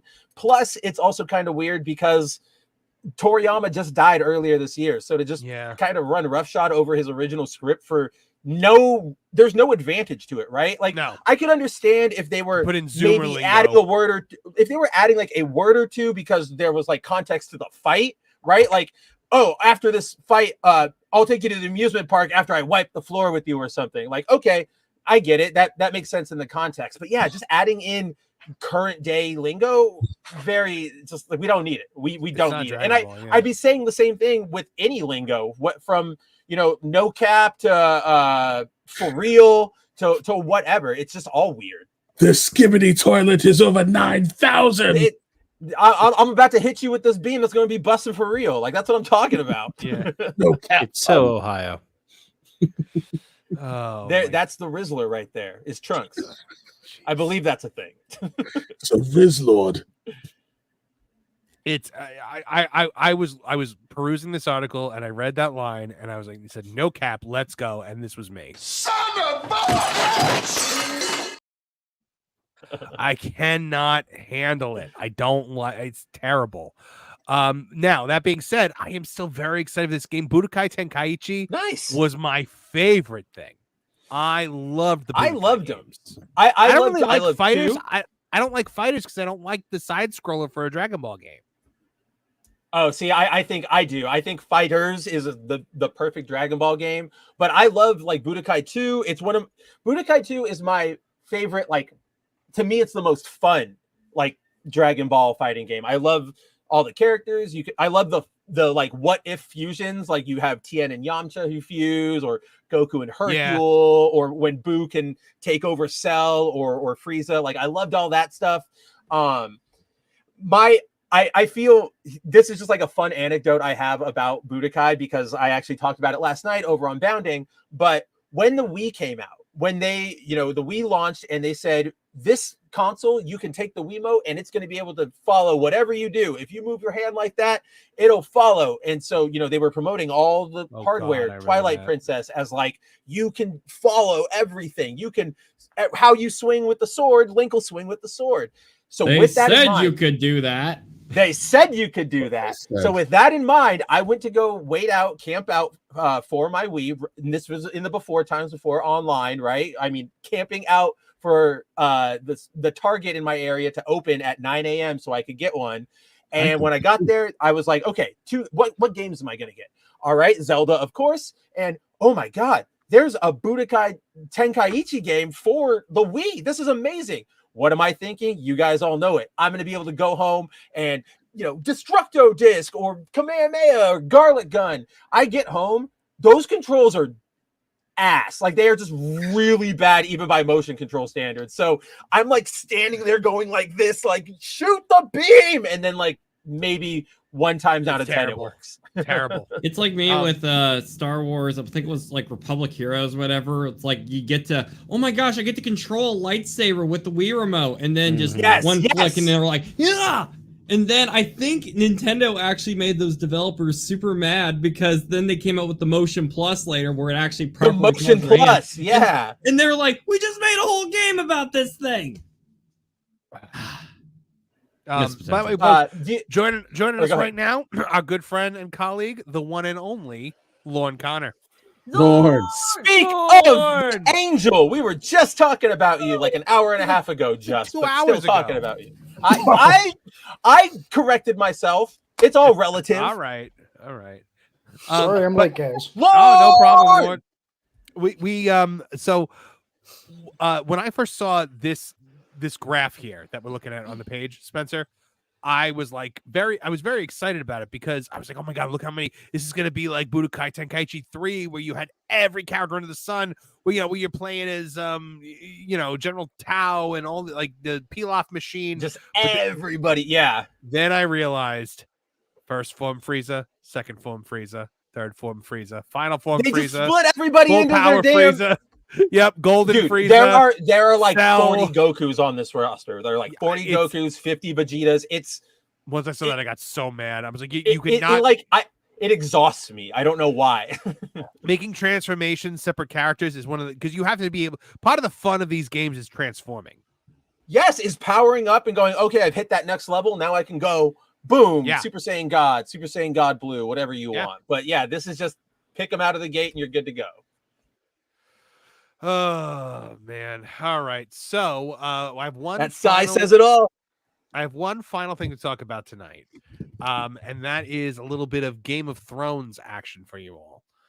George R. R. Martin has been talking quite a bit, and he has called out some changes made to House of the Dragon that he calls toxic. So you guys ready to talk about this? Is anybody here who here has watched Game of Thrones or read A Song of Ice and Fire? Anybody? Kevin, I know you read the Game of Thrones. I watched Game of Thrones. I have not finished House of the Dragon season 2 yet. Lauren, were you a Game of Thrones guy at all? My relationship is kind of complicated because I watched, I think it was the first 2 seasons of Game of Thrones. I got really into it, but I wanted to start reading the books, and I didn't quite understand that you couldn't really read the books and watch the show concurrently. I was trying to do that. And eventually things diverged to where it didn't really make sense. And I was having a lot of other things going on in my life at the time. So I had to kind of put it aside. I have all of the seasons on Blu-ray. I just haven't picked it up again. And so I'm way behind, but I love the series. So I can only talk about it competently through about the first 2 books though. So I was going to say, Lauren's seen the first 2 seasons. He hasn't seen the end of it. He has no idea what's in store for him. Oh, it's how terrible it gets. I'm sure you've heard. But so George R. R. Martin talks of toxic changes to House of the Dragon. The man behind Game of Thrones, House of the Dragon, has written a very public and very scathing critique of some of the changes to the latest second season. George R. R. Martin on his blog warns us that there are even more toxic changes coming in seasons 3 and 4, which is frankly more than disheartening. To my knowledge, Martin has never come out this publicly or this critically about either show, despite the myriad of ways HBO's Game of Thrones collapsed and imploded in its final few seasons. In a blog post titled Beware the Butterflies, Martin explains the butterfly effect and how small changes early on in an adaptation could snowball into massively different and potentially much worse outcomes further into the story. I've seen Martin discuss this before in a piece I recently wrote, Dredge of a very old post, but okay, we get it. So he says, there have been differences between the novels and the television show since the first episode of season 1. And for just as long, I've been talking about the butterfly effect. Small changes lead to larger changes, lead to huge changes. HBO is more than 40 hours into the impossible and demanding task of adapting my lengthy, extremely, and complex, exceedingly novels. With their layers of plot and subplots, their twists and contradictions and unreliable narrators, viewpoint shifts and ambiguities, and a cast of characters in the hundreds. So somebody thinks very highly of his work. There has seldom been any TV series as faithful to its source material by and large. If you doubt that, talk to the Harry Dresden fans or readers of the Sookie Stackhouse novels or the fans of the original Walking Dead comic books. That is very true. But the longer the show goes on, the bigger the butterflies become. And now we have reached the point where the beat of butterfly wings is stirring up storms like the one presently engulfing my email. Now he turns his pen toward House of the Dragon and the major butterfly effects taking place as more and more of the show diverges from the story as it's told in Blood and Fire, Martin's fake history of the Targaryen dynasty. Yeah, there was a movie with that title a few years back. It's a familiar concept in chaos theory as well, but most science fiction fans were first exposed to the idea in Ray Bradbury's classic time travel story, A Sound of Thunder, wherein a time traveler from the present panics and crushes a butterfly while hunting a T-Rex. When he returns to his own time, he discovers what the world has changed in huge and frightening ways. One dead butterfly has rewritten history. For a long time, it's pretty much on board. You can also just watch a Simpsons episode. There's a Treehouse of Horror about it. It's a fantastic Treehouse of Horror. I wish I hadn't killed that fish. Yep. Which seemed to mostly flesh out the characters, especially set up a strong dynamic of friend to foe with Rhaenyra and Alicent, as well as create a much richer version of King Viserys I, who Martin praised at length, saying he wishes that version was in his book. However, by the end of season 2, Piers Martin is less than thrilled. This guy's just talking in the first person, but he's saying, what Martin chooses to focus on in his post is the blood and cheese scene, though he's discussed other changes in more vague terms before, including how dragons aren't supposed to be in the Vale, where Rhaenyra is apparently about to bond with Sheepstealer. Nettles is apparently being written off the show, which could have its own narrative butterfly effect. There are others. Before I get to book spoilers, I'll do a non-spoiler summation. Basically, in the blood and cheese segment, the show differs greatly from the series and in ways that make it a lot less tense and awful. I thought it was certainly both these things regardless. In the book, there is another of Helena's children present, Prince Maelor, who is only 2. In this original version, the killers let the queen decide which of the boys will die. She picks Maelor to preserve the life of the heir. As I saw it, the Sophie's Choice aspect was the strongest part of the sequence, writes Martin. The darkest, the most visceral. I hated to lose that, and judging from the comments online, most of the fans seem to agree. But what Martin really focuses on is the absence of young Maelor and how he was first told by showrunner Ryan Condal that they were merely delaying this character's introduction, but are now cutting him entirely. This, Martin argues, will have major consequences down the line, since Maelor's fate plays a large role in much bigger events to come. Now, I don't want to interrupt you, but yeah, this doesn't make sense. This choice makes zero sense. There's a massive plot points. It's stupid. And one of the things that everybody asked about last year was, where was Maelor? And they said, yeah, you're going to get him next season. And now you're not even put the character in. It's going to change the story significantly and for no real reason. Should we just leave it at that so we don't spoil things for people? I think that might be the best. Yeah. I wouldn't, because if you haven't finished the season, there's just a lot. But I understand why he's pissed, because it's an unnecessary and very damaging change. Yeah, I mean, so here's the thing. As an author, I mean, he clearly does not have the J.K. Rowling clause where he has to okay everything. As a writer, at what point how much do you give up of your work when you sign to one of these Hollywood studios? I'd have a hard time doing it. Yeah, I couldn't imagine. We also don't know when he did it, too. He could have done this very early, and it just took them a really long time to get to it. And well, I thought that he had some level of creative input because he was very involved in the first few seasons. Like, I believe he wasn't the showrunner, obviously, but he was writing a lot of the scripts. He was like, giving them a lot of story input. And it's only when I don't know if they had a falling out, but it's like when they run out of source material, that's when the show falls off a cliff. But I think I heard that some of those later seasons were based on his notes about where he wanted to go. Now, if that's where he was going, I don't think he's going there anymore. I suspect that's actually a big part of the problem why he's not been able to complete the last books, is because a writer wants to write what they want to write, and they tend not to like to be pushed. And that's kind of what happened with the showrunners on the original show. Game of Thrones blew up into such a big thing that suddenly the spotlight was on him. And where before it probably felt like he was getting away with it, that he was telling this epic story that was kind of a niche thing that fans of his work might know, but the whole world didn't. And then Hollywood came and said, we're going to do this, and we're going to give it the treatment that it deserves, and it's going to be this big epic thing that you said that would never be able to be adapted, but we're going to do it. Right. And I think he got caught up in the trappings of that. And he also got a little big for his britches, and it slowed down his writing. He started doing other stuff, and when they started pressing him to write more, the muse started to vanish. And then as he started clashing with the showrunners, he had to give up what notes he had, probably reluctantly. They butchered it, and it necessitated that he changed the ending. And now the story isn't what he would have wanted it to be. And it's hard to write when you don't believe in what you're now having to change because you had to reveal what you wanted to do in the first place. I think that's what's ruined Martin. I don't think his book was finishable as he set out to do it. People just don't respond well to ending things as dirty as you begin them. You know, he wanted to be the anti-Tolkien. He wanted to have a nasty, awful political world, and nobody was going to turn into the hero that we want a hero to be. That's not actually.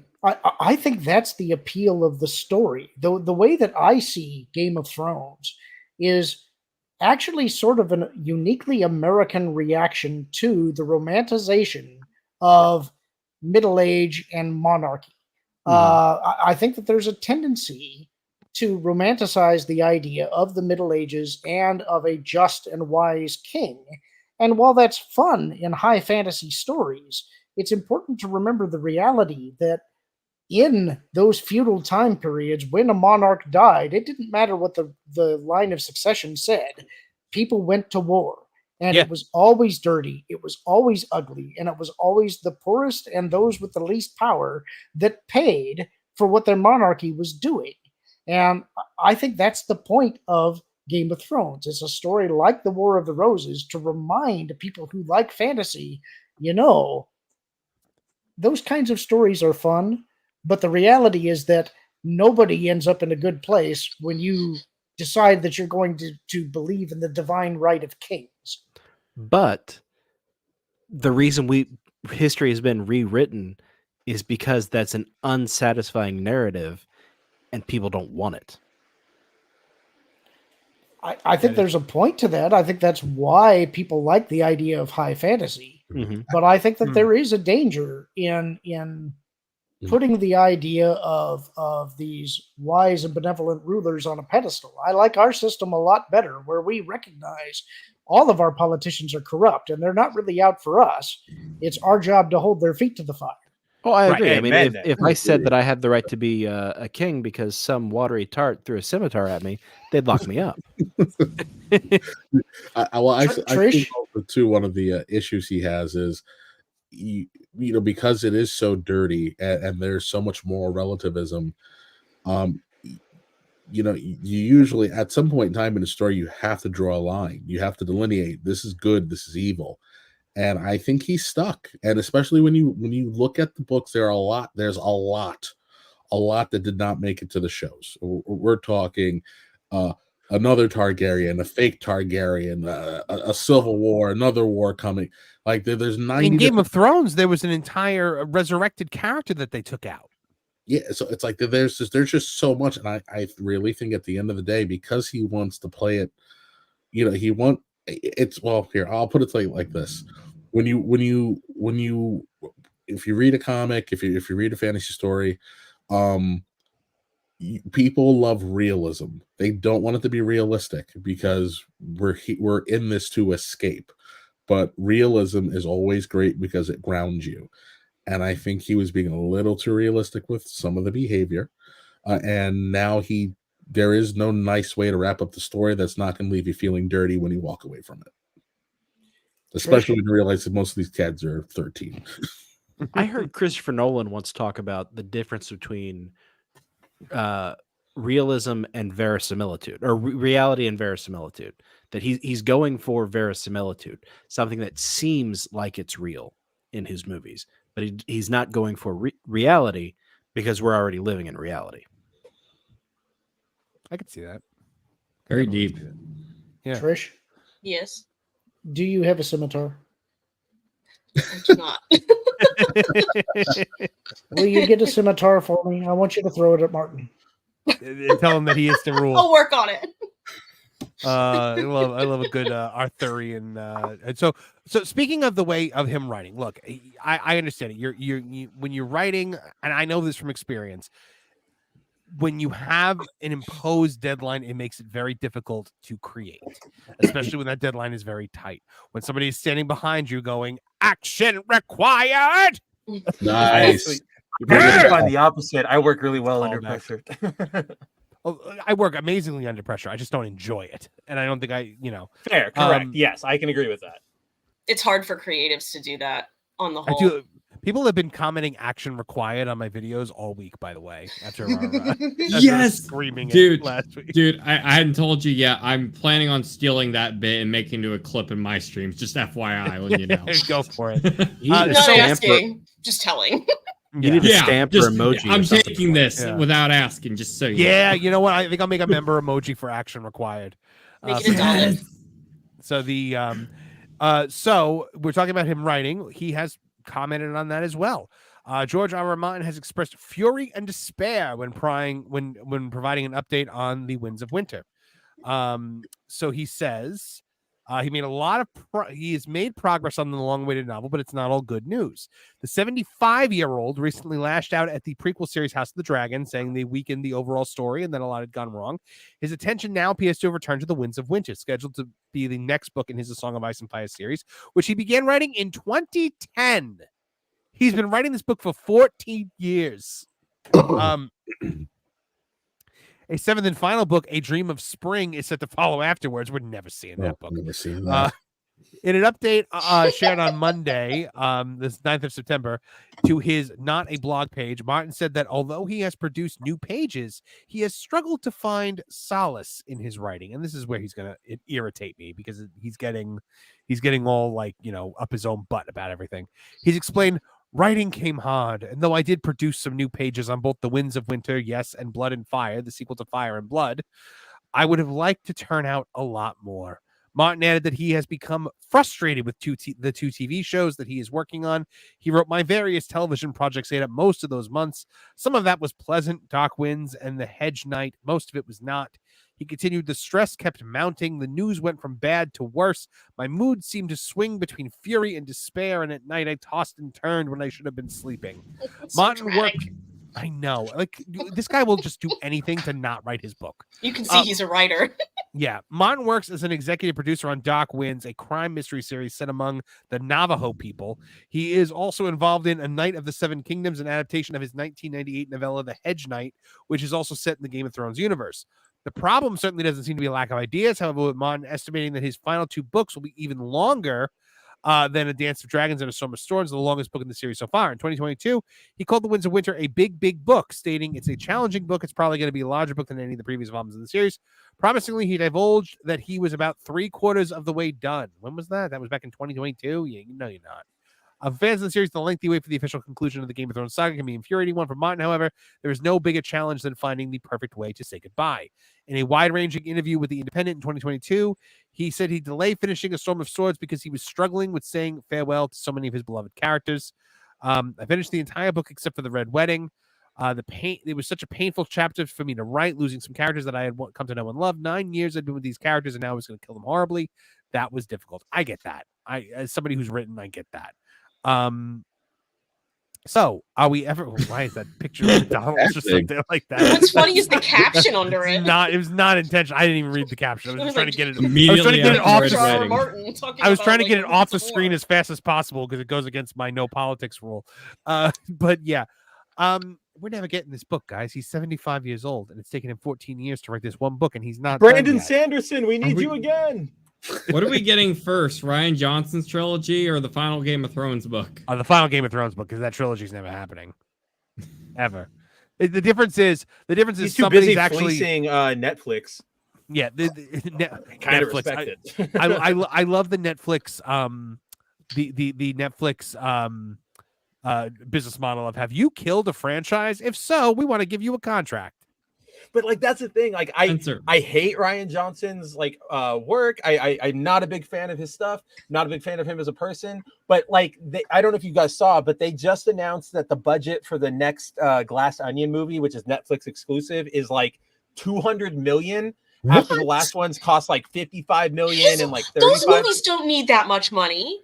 So I'm kind of like, I'm sitting over here going like, damn, Ryan, I was unfamiliar with your game. You do know you're straight taking Netflix for a ride, and I kind of got to respect. Yeah, I mean, honestly, he has to be. You know what? All of that money for the budget is going to Vaseline and rubber gloves.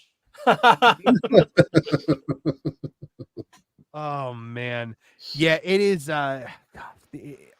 With Game of Thrones, so I couldn't really get very into House of the Dragon this season. I'm a couple episodes into it still, and look, it's infinitely better than the Rings of Power. But that's not saying much. I enjoyed my last root canal more than I enjoyed the Rings of Power. But yeah, it's at this point also, it's like, George, if you're that upset with what they're doing in the TV shows, finish writing the book. Give us your version. Tell us how it ends. Tell us the real ending. So you can stop living in the shadow of this. Well, I think that's the problem, is that he can't tell the real ending. I think that's why he's so stuck, is that when they screwed it up with the TV series, he got so involved with that. Honestly, he needed to not be paying attention. He needed to be focusing on just writing. But it's hard to do that when somebody's working in your universe. And I know he tried to talk to HBO and convince them, look, stretch this out. There's more story you can tell. But I don't think he's got anybody to blame but himself. It's hard to feel sympathy for him because he allowed this to happen. So do you think when A Dream of Spring comes out, we get crazy Daenerys and Bran Stark sitting on the throne? Or do you think he gives us a completely different ending? Got to be a completely different ending, right? It's got to be something completely different because the story threads don't even remotely come close to what we got in the final 2 seasons. So there's just so much extra stuff going on. Like Daenerys's story, it's, you know, if you're just going to speculate, the natural progression of her story, I just don't see it. I just don't see it. I mean, look, I do like the idea that the Targaryens are so viciously inbred that many of them just go insane at a certain point. And like, what was the line from Varys? One of my favorite lines in the whole series was, "When a Targaryen is born, the gods flip a coin, and all Westeros holds its breath." It's because they just kind of snap. And yeah, I don't know, man. I would hope that he's going to do something different after seeing what everybody has thought about it. But then again, what do all us plebs do? What is that, Trish? Okay, it's not exactly Game of Thrones, but it's the same kind of idea. And I'm bringing up the show again. The name of the show is You, so there's no confusion. But those are based on books, but the show got ahead of the books. And I know that the author worked with them. This is also Netflix. I've heard of the show. HBO. Yeah, and the books kind of go. I think she worked with them, and she gave the okay, at least to a certain point, on what was going on in the show beyond what she had written. But she didn't not write what she wanted to write, if that makes sense. So, like, if you read the books, you can cherry pick and see, okay, they put that. She probably said, oh, maybe throw this in there.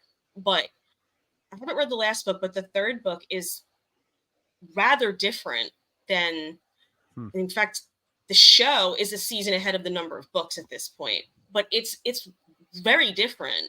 And I think he could do that. It didn't stop her. I know it's a completely different genre or anything, but I feel like he can do something different. I don't know. I've always said up here if he can, but I've always said that what he has an opportunity to do here is everybody hates the final season of Game of Thrones is so universally just despised that he now has the ability with his books to be like, here's the real ending, the one you've wanted. You know, it's a matter of, like the end of Clue. Yeah, that's how it could have happened, but here's how it did happen. I'm not sure that he really cares about giving the audience the ending that they want, though. I'm with Warren. He might not anymore. He wanted to tell the story that he wanted to tell, and I think that's why he's stuck, because he can't do that now. And so all of the joy of writing it, I think, has been pulled away from him. Now it's just a chore. When he was doing this as his own personal little hobby, and he thought he was getting away with it, that's when it was fun. But now, do you think, Lorne, that do you think that the ending that the show had is the ending that he wanted for the books initially, or do you think they went in a completely different direction? Well, again, I haven't seen it, so I can't say. But my guess is that the notes were probably specific enough that it would give away the idea of what he wanted to do, but not specific enough to be exactly what he wanted to do. But because those notes basically pointed the direction, he can't use them because it's been revealed. Any of the surprise is gone. And so he's got to come up with something different, which you know from writing, when you become familiar with the character, they live in your head. It's not you anymore. It's that personality.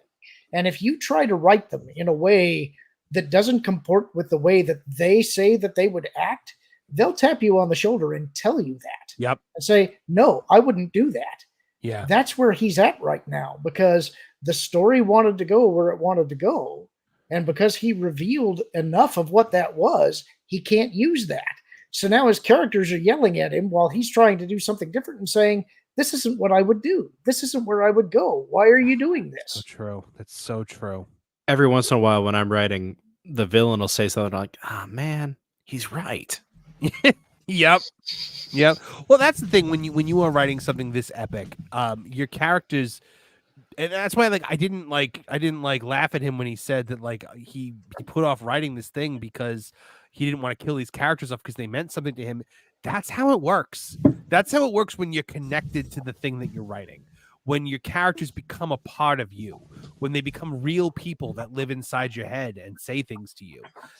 That's, I mean, he's right on that one. So, yeah, I don't know. It'd be interesting to see if we ever actually see this. I do feel for him with what happened with House of the Dragon. It's got to be very frustrating to see people take your work and change it around and do things that are so counterproductive to the point where you have no control over it. That's, I think, why J.K. Rowling takes the steps that she takes, and that is to bring this full circle, Trish. Why I don't think you're going to get these major sweeping changes in the Harry Potter series. There's no way. Usually when there's a fandom of something, they want what they read. They just want to see it played out somewhere other than up here. And every single time, it seems like they turn around and go, okay, but. And it's like, with the but. It's got to be, in a weird way, the easiest thing in the world to adapt something where the story's, I mean, maybe not so much with Game of Thrones because he's not done, but where the story is done. It's right there. Just amend what you have to amend to fit it on a screen. But they make such sweeping, broad changes. And I don't know if it's well, they read the book and they won't expect this. It's just leave it. It's so easy to leave it. They need to subvert expectations. Yeah. Welcome to the frustration of every comic book fan when we see a comic book movie. Yeah. Because, Spider-Man 3, I remember watching, I was so angry. Spider-Man 3 was the first movie that activated my nerd rage, where I was just angry at Sam Raimi just constantly. And I remember I watched an interview because one of the things I hated was that Harry didn't become the Green Goblin or the Hobgoblin. It was Harry on a glider with a ski mask New on. Goblin. Yeah, it was New Goblin. And I remember hearing Sam Raimi did an interview. He goes, I don't really think that Harry would become the Green Goblin. I'm like, really, jackass? Because guess what? He did. It happened. He also didn't have Harry with a drug problem. Yeah. So what we're saying here is that as a panel, we agree that we don't like big butts. Everyone I know has a big butt. No, do not speak for me, damn it. I would dare say I love big butts, and I cannot lie. So, And these other brothers can't deny. Exactly. Girl walks in with an itty bitty waist, and never mind. I'm not going to admit that I know all the words. In 5. It's one of those songs where you know a lot more words than you realize. Yes. Okay, so yes, Harry Potter. I definitely think they're going to stick true to the books. I think you're going to get a lot more of it. I think there's a better chance of it with her. Absolutely, and yes, even though the casting notice said gender identities and sexualities, she's not going down that road. I'm sorry, Although she did let the cursed child happen. Well, that casting note though did say and other protected identities by law. Mm-hmm. So I honestly think had to say some of that. It's probably some kind of UK law where they I'm pretty sure that is a EU UK thing. I was going to say it's a little semantic-y where it's well, they say they cast it, but they didn't say they're going to cast that. You know what I mean? Right. So it's just they got to throw it up there to appease the lawyers, and they'll do whatever. Yeah. Does it mean we're safe? No, it doesn't mean we're safe, but it also doesn't mean a guarantee yet. Yeah. Do you think we're going to get anything overtly gay out of Dumbledore now? Overtly? That's not if you follow the book. Not if you follow the book. It's not really because I personally think that she made the decision that Dumbledore was gay after the books were already out. She did. She did. So are you telling me that I finally corrupted your opinion of this? Yes, I've been chipping at that for years. Okay, I agree. So many arguments over this. I agree with this provision. Her description of Dumbledore's wardrobe is rather feminine, and Dumbledore there's a couple moments like when Molly wants to cut her son's hair because it's so long. He said, "Well, Dumbledore has long hair," and she's about to say something. We're not sure what it was going to be. Cutting your hair. But yeah, and she says, "Well, he's Dumbledore." Yeah, there's a couple of things like that. You're like, okay, maybe Dumbledore's whoa, Molly. It turns into the Cleavon Little is arriving to town scene in Blazing Saddles. Something like that, yeah. I mean, I do see people talk about the Mirror of Erised. It's like, oh, he saw Grindelwald. I'm like, no, he obviously saw his sister. Like, you don't know that at that point. But everyone's like, well, that's what he saw. No, he didn't see socks. He's not Dobby. He didn't see socks. But you know what I mean? So I see people point to things. I'm like, is it though? Is it? That's not like proof to me that she always planned to make him that. Oh no, I'm not saying it's proof. I'm just saying. No. I'm saying like I've heard other people kind of spout. I'm like, no. Okay. Yeah. Actually, what you said makes more sense. Thank you. JPS for $2 says, "I swear we better not get Black Weasleys. It is always the gingers. It is always the gingers that they swap. So there are those memes of just all the gingers that have been race swapped over the years, and I think it's a little too much of a character point of that family, honestly. Yes, I mean it really is. What if the Weasleys are like a Benetton ad where they're like every race is represented? Everyone's adopted. Yeah. Oh my goodness, like they're just the Dudley boys. So here's the thing with changing either Ron or Hermione to be black. There are moments where things are going to come off really weird. My boy, Lucius Malfoy. God, yeah, you mean bastard. Well, how about you can't say red hair and a hand-me-down robe. You must be a Weasley. Is Malfoy going to be like brown skin and a hand-me-down robe? You must be a Weasley. No, that ain't happening. That's not happening. Or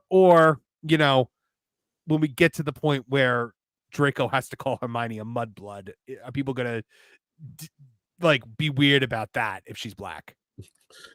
Somewhere in the UK, someone who works in standards and practices just clutch their chest and they don't know why. Trish, it's like duh. Because I'm just saying. Yeah, that was going to be tough. I actually do think that was something that was said. Probably. So for when we had some intermingling. So yes, I understand. Yeah, I understand. Yeah. We'll see. And Go and Shogi, thank you very much. Gifted 1 Tooney Town membership. So Go and Shogi has gifted 2 memberships tonight. Thank you so much. You guys are the best. Real quick before we go, somebody wanted to say thank you to you guys for all your generosity tonight. 你好，中国，这是叫西娜。我爱更尊重中国，更中国人。我很抱歉对我的错误，对不起，我很抱歉。你必须了解，我很爱、很尊重中国跟中国人。不好意思，再见。 Thank you, John. I sent you that video while I was on my trip because I missed you, and you just blasted it out to everybody. I see how it is, Mark. I know. I had said to Kevin the other day, I was like, "Look, I got the John Cena apology video where I did the fake subtitles, and I want to make a different one every week. So if you guys want to see it every week, you got to super chat. Every week I will have a new one." The things we can make John Cena say. Like I do 2 though, because I got to do one for Tooney Talk Wrestling too, and they got to be more wrestling related. So John Cena is the gift that keeps on giving. But thank you guys for joining us here tonight. I do want to thank everybody because, as I've said before, you all it's over 9,000. Are over 9,000. Don't go yet. I have a question for Spencer. Oh, go ahead. Is there any truth to the rumor that All In is tracking to be 50% lower in sales than DC expected? I have not heard this. That would be brutal if true. Brutal. Let me look into Like, that. I'll it's tweet terrible to you. We'll at talk 20%. on Twitter, but that's nuts. Yeah, If true, but I can kind of see it. I've sort of been on this bent for the last few years since the end of Dark Knights of Death Metal. With the whole everything is canon now, DC's sort of lost its like oomph. Like there's all the stories don't. There's like it's if everything is canon, then nothing is. If there are no consequences, and why am I going to care about any of these characters? You're just bringing a new multiverse version of them next week, right? So I think with that, DC's kind of been what's the right word, like gliding, sort of just like listing on the waves for a little while, and this should have been them getting back to shore. And I think there might be some of that once it kicks off, but I think right now people are just like, it's boring, what are they going to do? We don't really care anymore, just move on. Right. Well, all right, guys. It's about that time to head in. I've got so tomorrow we're going to be doing the members only live stream at 2 p.m. Hope some of you guys will join us, especially some of you new members out there. It's going to be exclusive to you guys. It's going to probably just be you guys and me, unless anybody else wants to join me, because we're just going to be talking. We're going to be answering some of your guys' questions. It's going to be a real informal discussion, probably for about an hour or so, or however long it goes. Tomorrow I am also going to be just knee deep in trying to finish the next episode of the Headlock Headlines. I sometimes feel like George R. R. Martin when it comes to that show. So, I'm going to be doing a lot of that for the wrestling channel, but also I'm going to be starting to give, daily early content to channel members for our daily videos, hopefully starting tomorrow. So, check out that and hopefully you'll see it. Lauren Connor, where can people find out more about what you're up to and what you've been doing? You can find me at Lauren Connor on Twitter. You can find me at Lauren Connor 9030 on YouTube. I'm on the Genre Guys. You'll see me pop up on Pros videos. I show up here. If you say my name 3 times, I might show up in your mirror or possibly other intimate space that you wouldn't want to find me. If you want me to go away after that, just say my name 3 more times and I'll vanish. You got to turn the light on and open the door too. That's how you make him go away. That was the whole Candyman thing, wasn't it? Martin's 5 times. Yeah, Martin Stone. 3.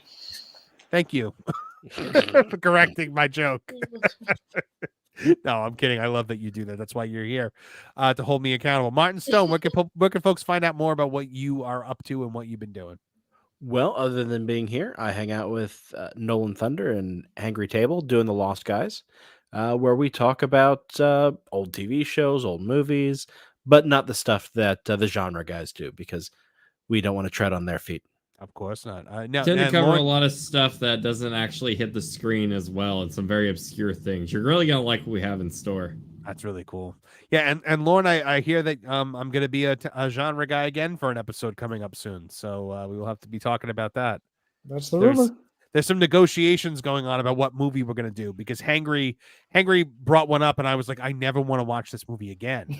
Why would you guys to watch Suicide Squad 2016? And so no, I threw out a couple of ones that I love, because I'd rather talk about a thing that I love, because I very rarely get to do that. So we'll see how that happens. Nolan Thunder, where can folks find out more about you and what you're up to? So when I'm not going insane, I'm over on my YouTube channel talking about Nintendo games. This one right here. The rumor is that there's an evil artificial intelligence in it, and it's very evil and bad. And I have a whole documentary on it coming out soon. So if you like that sort of thing, check out my channel. It has horror, comedy, all sorts of fun stuff. So check it out. And that game place where you can find Nolan, Spencer, and myself. Spencer, speaking That's of right, that I was place, listening. Yes, I got you that time.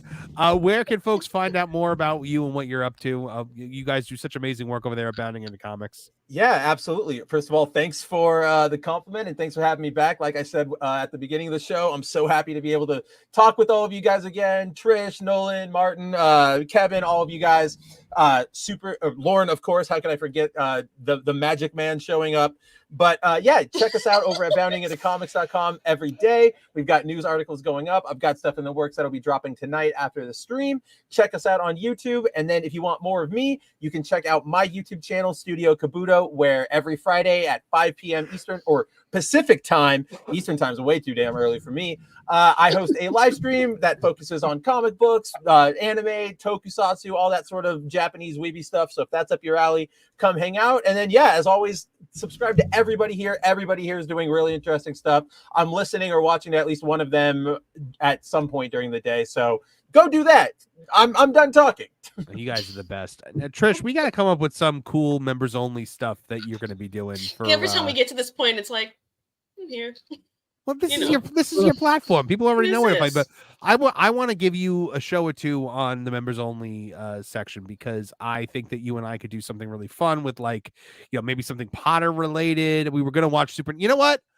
This week, I'm going to watch the first episode of Supernatural, and we're going to Don't toy with a girl, Marv. No, we're going to do it. We're going to do it, Trish. Right. Okay. Kevin, if you I think you want you on get that? put on a list if you want. If you start Supernatural now, you get put on a list. Yeah, I've never really watched it before, so this is gonna be a first for me. That definitely beats my idea.